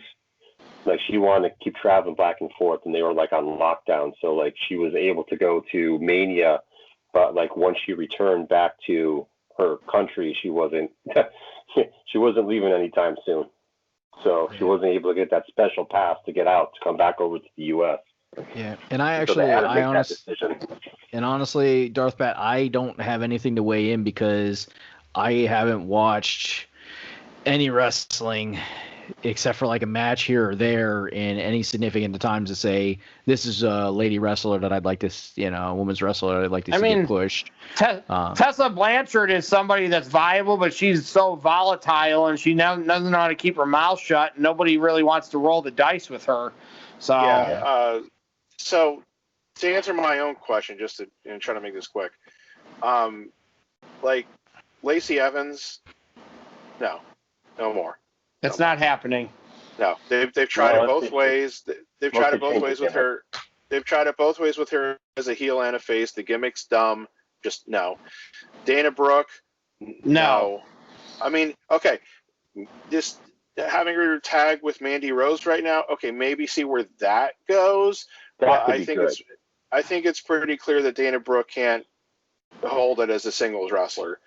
Like she's never been over or anything like that. I don't think the audience cares. No, they don't. I think for Natalya, she's unfortunately settled into like the veteran, we'll plug her in when we need her kind of role, like we're never going to put a belt on her kind of thing. There's been talk about Vince wanting to push Peyton Royce. I'm like, I kind of like Peyton Royce, so give her a chance, see where it goes. I also kind of would like to see maybe Zelina Vega get a push. But I think with her, they can't really seem to figure out if they wanted to be a manager or if they wanted to be a wrestler. So, we'll have to see. It seems like with like Liv Morgan and Ruby Riott, and they're just like, yeah, whatever, they're there. They're better than that team. I think they've maybe kind of hit that point with like Nikki Cross now too. You have to figure there's got to be a reckoning between her and Alexa at some point, but I don't know. I think that they had somebody, but she got stalked and needed to take some time off. So I think there's something there with Sonya Deville when and if she comes back. I think there's potential there. I think she's got a huge upside. So I think they missed. Obviously, whatever time she needs is fine. I think WWE had some plans for her, and then the stalker thing happened, and I don't like Mandy Rose. Sonya to me was by far the better of the two. So I'm not really buying into Mandy Rose. I don't really care. So I think Sonya was the person with the bigger upside. So we're gonna have to wait and see if she comes back and when. And there's definitely something there with her though, I think. Yeah. The other kind of X factor right now, I guess, is Carmella, because she always seems to it seems like she's always been fairly over with the audience to a certain extent. She is. Now they're repackaging her and coming back as like a super heel, it seems. They just haven't done anything with her yet, so. Here's the thing. Sasha and Bayley, that's going to run its course, I think, pretty soon, to be honest. Like you said, I mean, they probably still have to have another match or two. The only problem is it's like, where do you go from a Hell in a Cell match? But it's just going to run its course, and I think that maybe since they're going to have Sasha as a face, which is kind of weird when you come right down to it, because her character is a heel character. It is weird. She's like a tweener. At best, she's a tweener. So yeah, but so maybe they'll have Carmella be the one to go after Sasha then when she's done with Bayley. But they have to kind of put her into a program with somebody else, I think, first before that, just to get her back in the ring. Because when you're coming down to it, Carmella's never really been a wrestler all the time. So Because she was really, I know she valeted for Enzo and Cass in NXT, not really ever on the main roster, but it's always just kind of felt like she's found more ways to not wrestle than to actually wrestle. So yeah, possibly. See. All right, and obviously Tessa Blanchard, like you said, AJ. I'm sorry, Jeremy. She would probably be great for the WWE Women's Division right now, but I'd be very surprised if she ever works for the company because, like you said, she's got too much of a reputation. If she went anywhere, it would be the other place because her dad's there, and you would think her father could rein her in to some degree. So, like, to me, if she's going to go anywhere, you would think AEW might say, okay, we'll take a try with her because her dad's here, and he can maybe, if she starts acting up, he can, spank her in the corner and tell her to behave or whatever. So, per se. Daddy's going to spank you. All right. Sounds very inappropriate. I do want to get your guys' thoughts on AEW's women's division, but before we do that, Jeremy, did you have something to say? Yeah, I was actually going to say we should talk about real quick with AEW's women's division, and then Mount Rushmore. Their division isn't very good. All right, so here's my perceptions of AEW's women's division from somebody who only ever watches it very occasionally. They made it very, very hard for me to take their women's division seriously from day one. And by day one, I mean when Dynamite debuted. When I'm watching the match, I don't remember who the opponent was. That's what I'm talking about. I don't remember who she was wrestling. Nyla. Was it Nyla that first night? Okay. Yep. The man beast. Yeah. Well, again, Nyla Rose, I think, could be for AEW's women's division. Again, like what we said. Nia Jax. Exactly. Like an Awesome Kong and Bold Nakano have been in the past. Except she used to be a dude. Well, let's not go there. Just take it as it is. Oh, she is? But yeah. I did not know that. See? Now I said something important, Pat, so. Yes, she is. Okay. Good for I'm sorry. Yeah. Well, what I'm saying is let's treat her as a woman. Okay. Okay, so, yeah. I just figured Jeremy may not know that, so I figured I'd throw that tidbit out there for Jeremy to process. And I did not. Okay. Hey, you learn something new every time on this podcast. That's right. Even us. He's going to go look at that towel with Vicky Guerrero and Nyla Rose. He's going to go get that towel with those sexy beasts on it.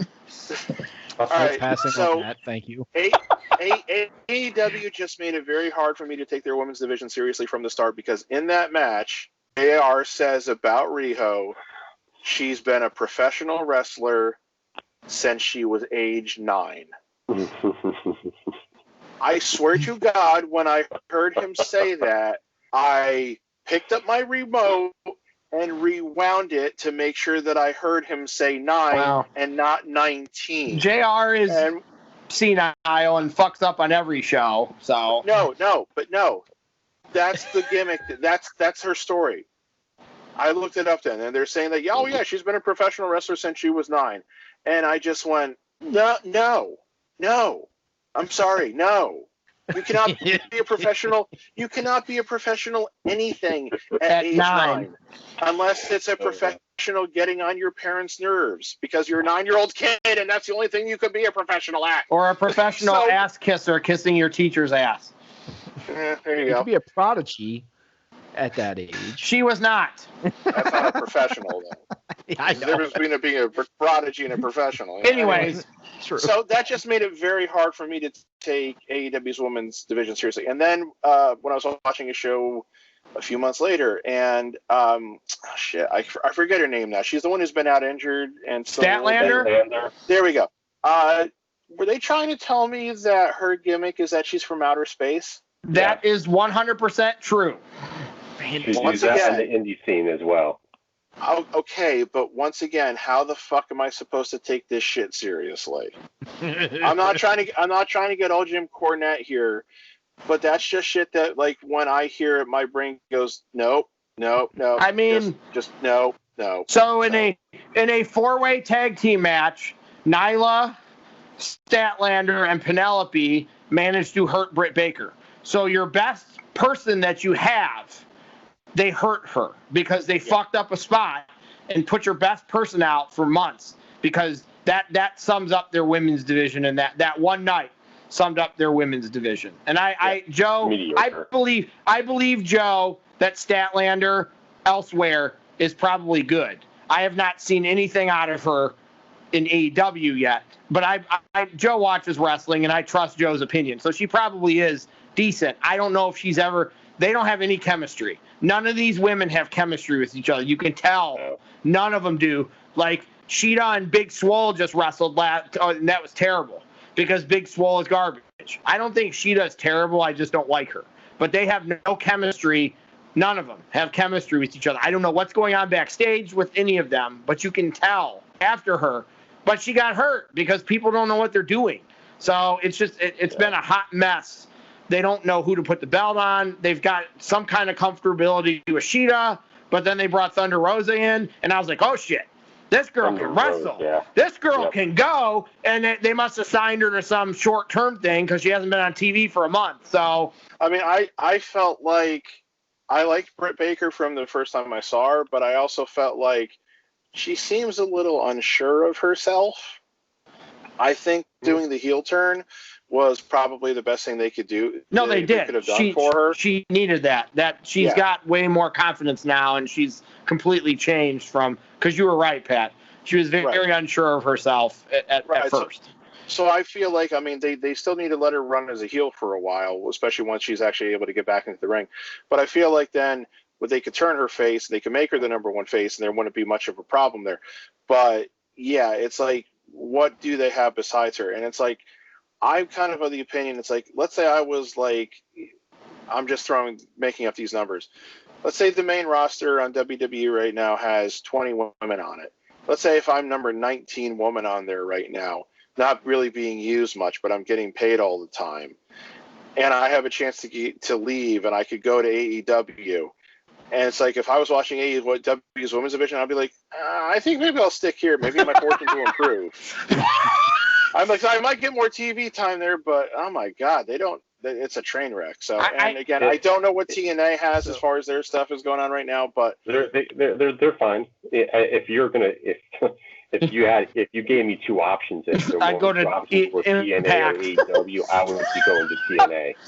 Like, they have, Jordan Grace is over there, and they have Perazo, and they got a good lineup of females. The only other place I would go to would be New Japan. I'm very curious to see this coming Wednesday's episode, because they taped it already, and supposedly this girl Abaddon got fucking hurt to the point where they had to stop the match and hospitalize her, and I don't even know if they're going to show it on TV. So they've got another person in their division that's they got hurt severely in a match taped for television. I'm curious to see how much of it they're going to show. I have a feeling we're not going to see very much of it, because there was no finish. They said that they had to stop the match abruptly because she couldn't breathe. Fan-freaking-tastic. Okay, so that sums up the AEW women's division. It is a heap of just a train wreck of train wrecks. I do think the best thing you can.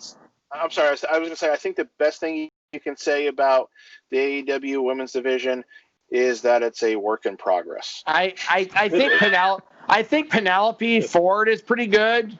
I think there's something there with her.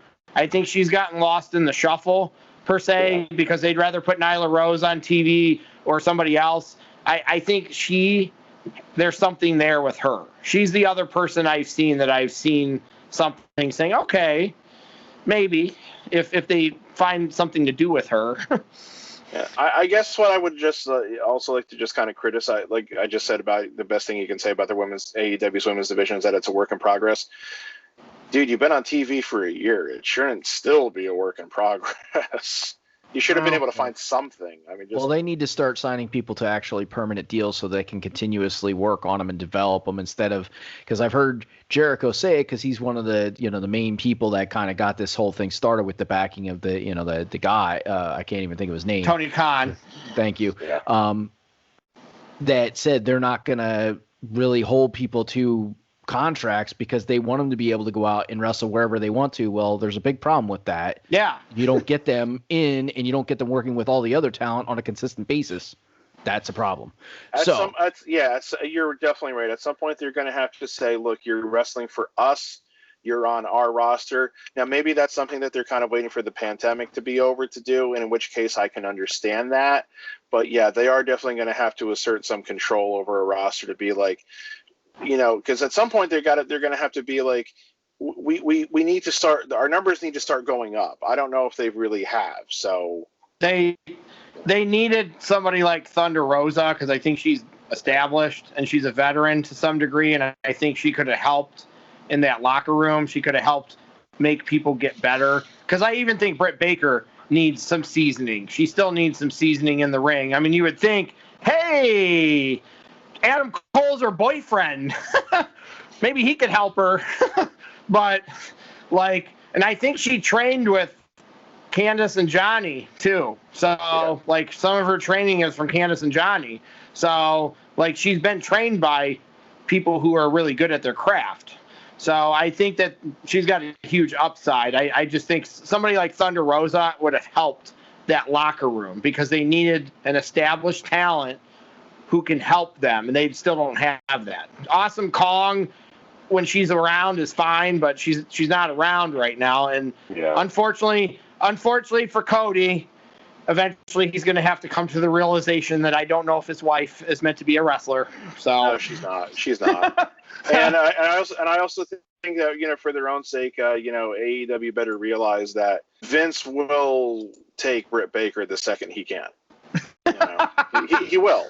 He would be the one person he'd be like, I got to have her. Once he sees more of her work or is told about it, yeah. Well, hopefully their so-called partnership they're talking about with New Japan might help that out with the women's division.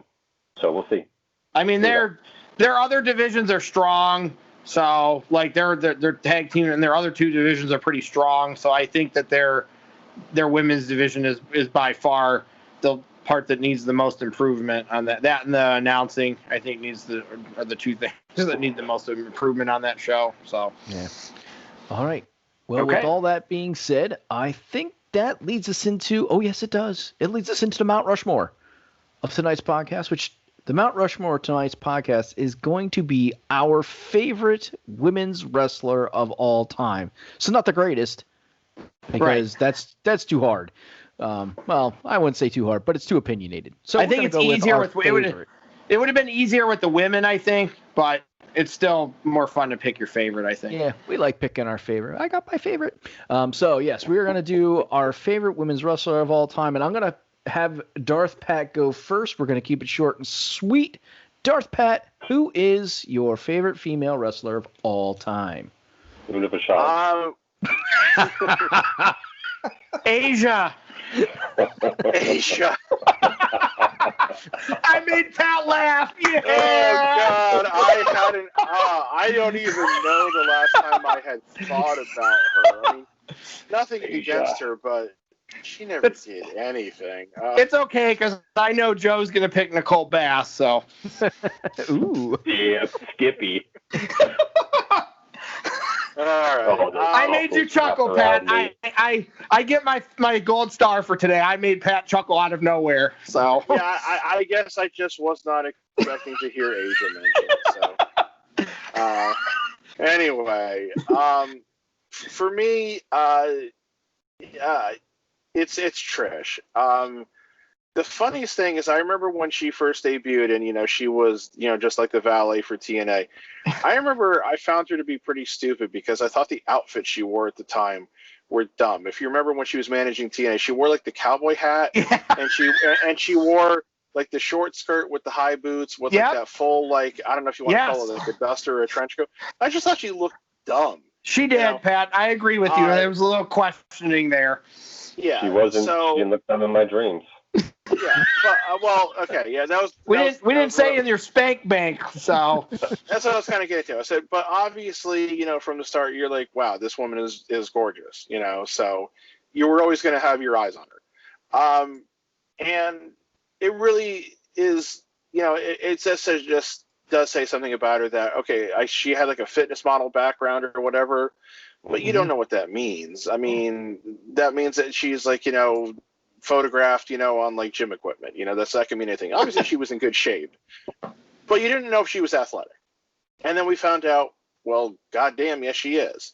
So they took a chance with her, obviously, in terms of like, well, okay, we think your run as a valet is over. We want you to get in the ring now. And she said, okay.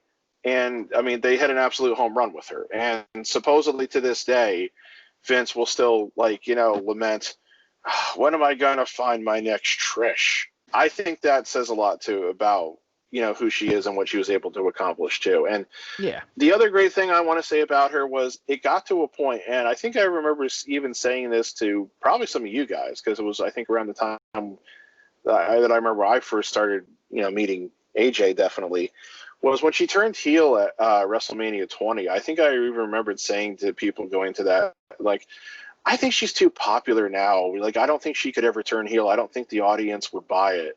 Well, they found a way for her to do it, and the audience bought it. And, she was that heel character pretty well for, a good period of time there. I was like, where it was getting to the point where I was like, man, it's like, she's so good, but goddamn, I hate her. And it's like, hey, that's what you're supposed to do when she's a heel and everything. So, everything, I think everything about her worked, from the moment that she really became a full-time wrestler and everything. She put on a lot of really great matches for the time, and she clearly helped make sure that women's wrestling could be taken seriously again, finally.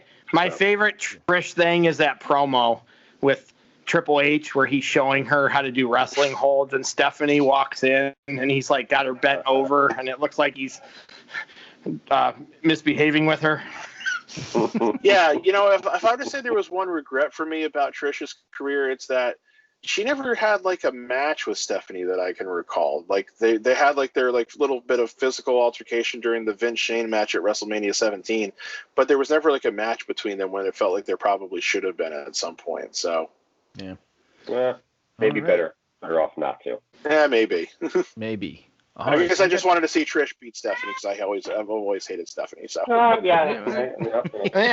think all of us are kind of there with you on that one, Pat, to some degree. So, all right. So, Theo, who is your favorite female wrestler of all time?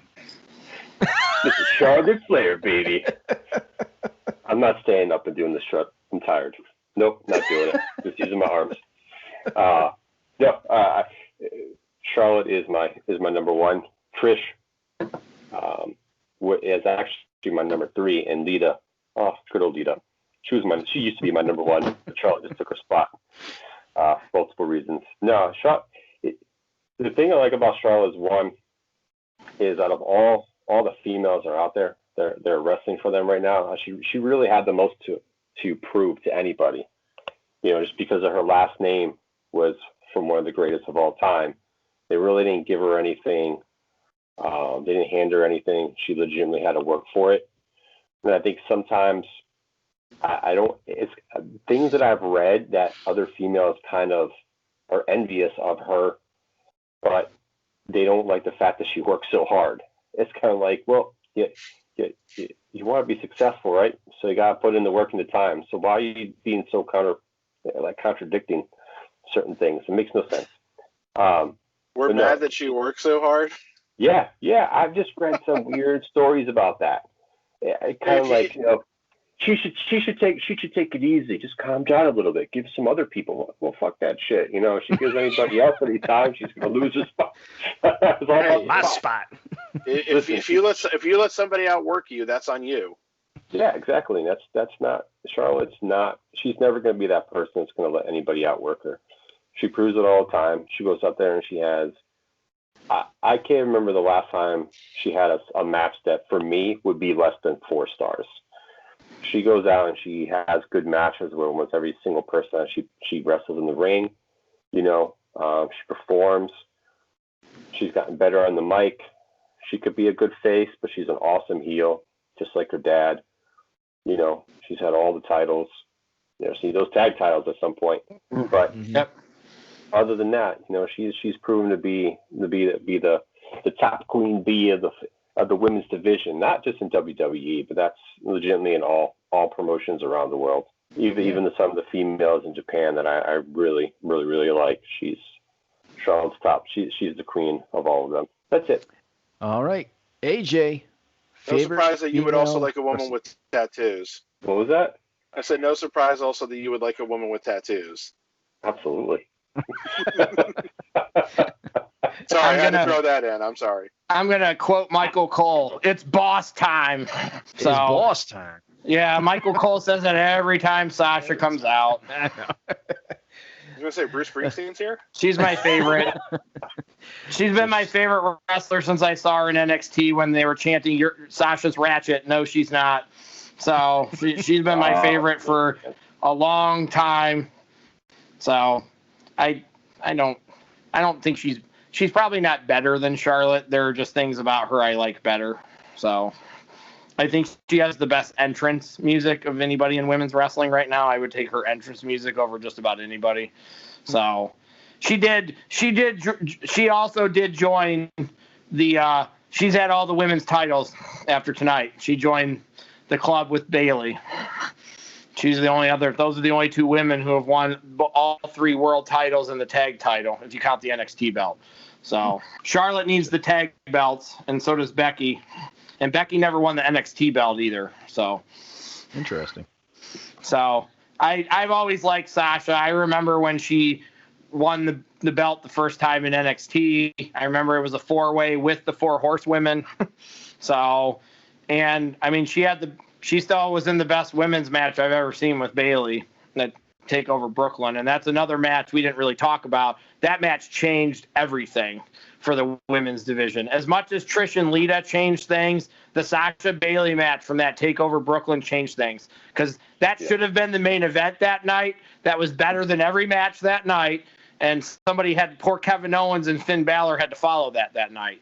So, and they stole the show. And that really, Trish and Lita opened the door.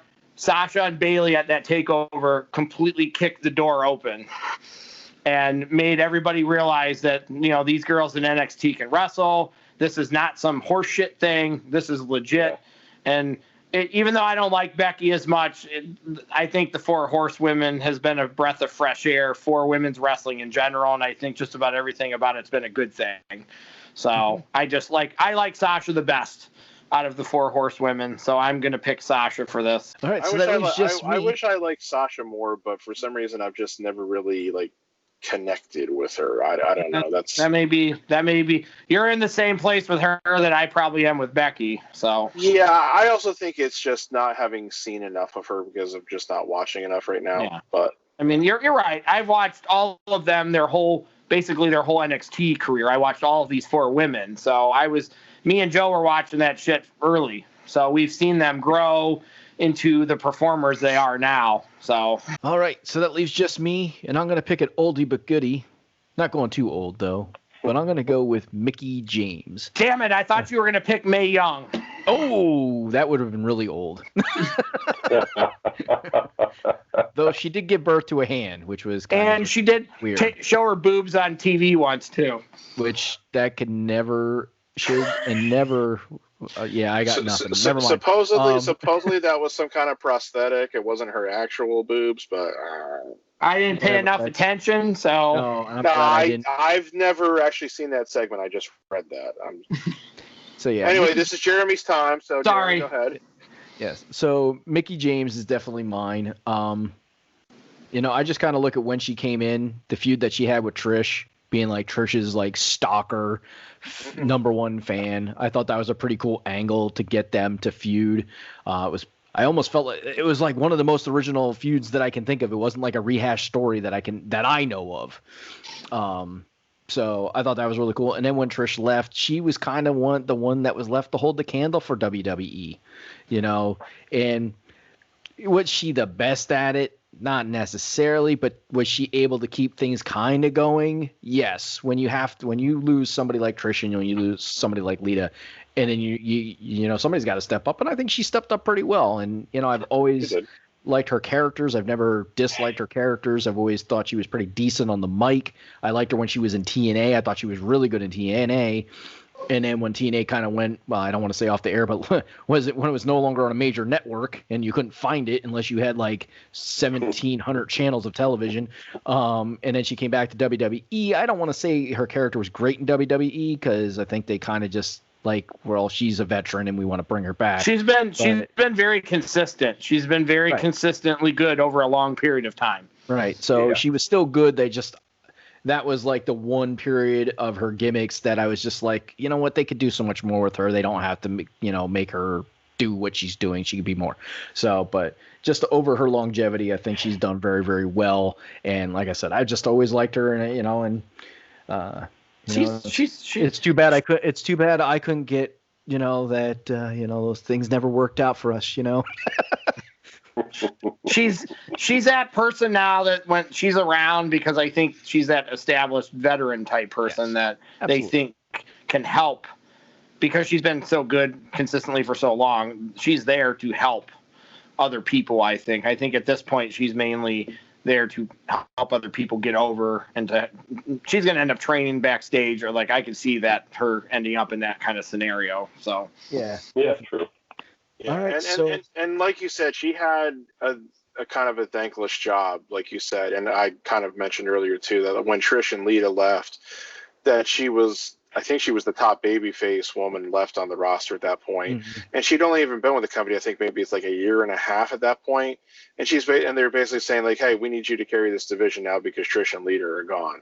It's like she didn't sign up for that. She didn't ask for that, but it's like, hey, it's forced upon you.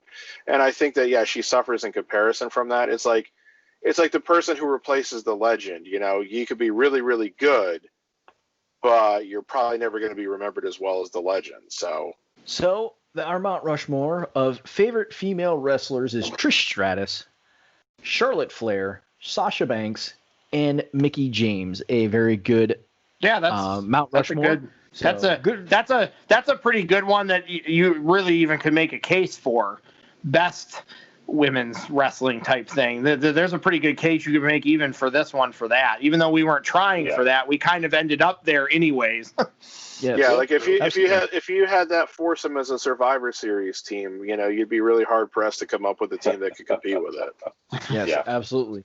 So very good Mount Rushmore, and that does lead us to the end of our show. We're sad to go, but we need to go. We can't keep you guys listening forever, or you just tune us out anyways. So we do want to thank everybody for watching and listening, no matter where you're catching this and whatever platform you are catching it. We do appreciate you guys tuning in and watching to the end, staying tuned to the Mount Rushmore. We just greatly appreciate it because, it's fun for us, so we hope it's fun for you guys to listen to us banter and bicker and go back and forth. I don't know what our topic is for next week. I don't think we ever talked about it on. So I don't think we've picked one. We're gonna figure that out in about 5 minutes. So we'll have to regions of the unknown regions. So we're gonna go to parts unknown looking for the Ultimate Warrior. So you're gonna have to tune in next week. I just thought of a possible topic, but we'll have to talk about it afterward. I can't mention it now. So. All right. So you will have to tune in next week to find out what in the hell we are going to talk about, because we don't know at this point in time. So with that, we're going to say good morning, good afternoon, good night, and we'll see you on the next episode. Hasta la vista.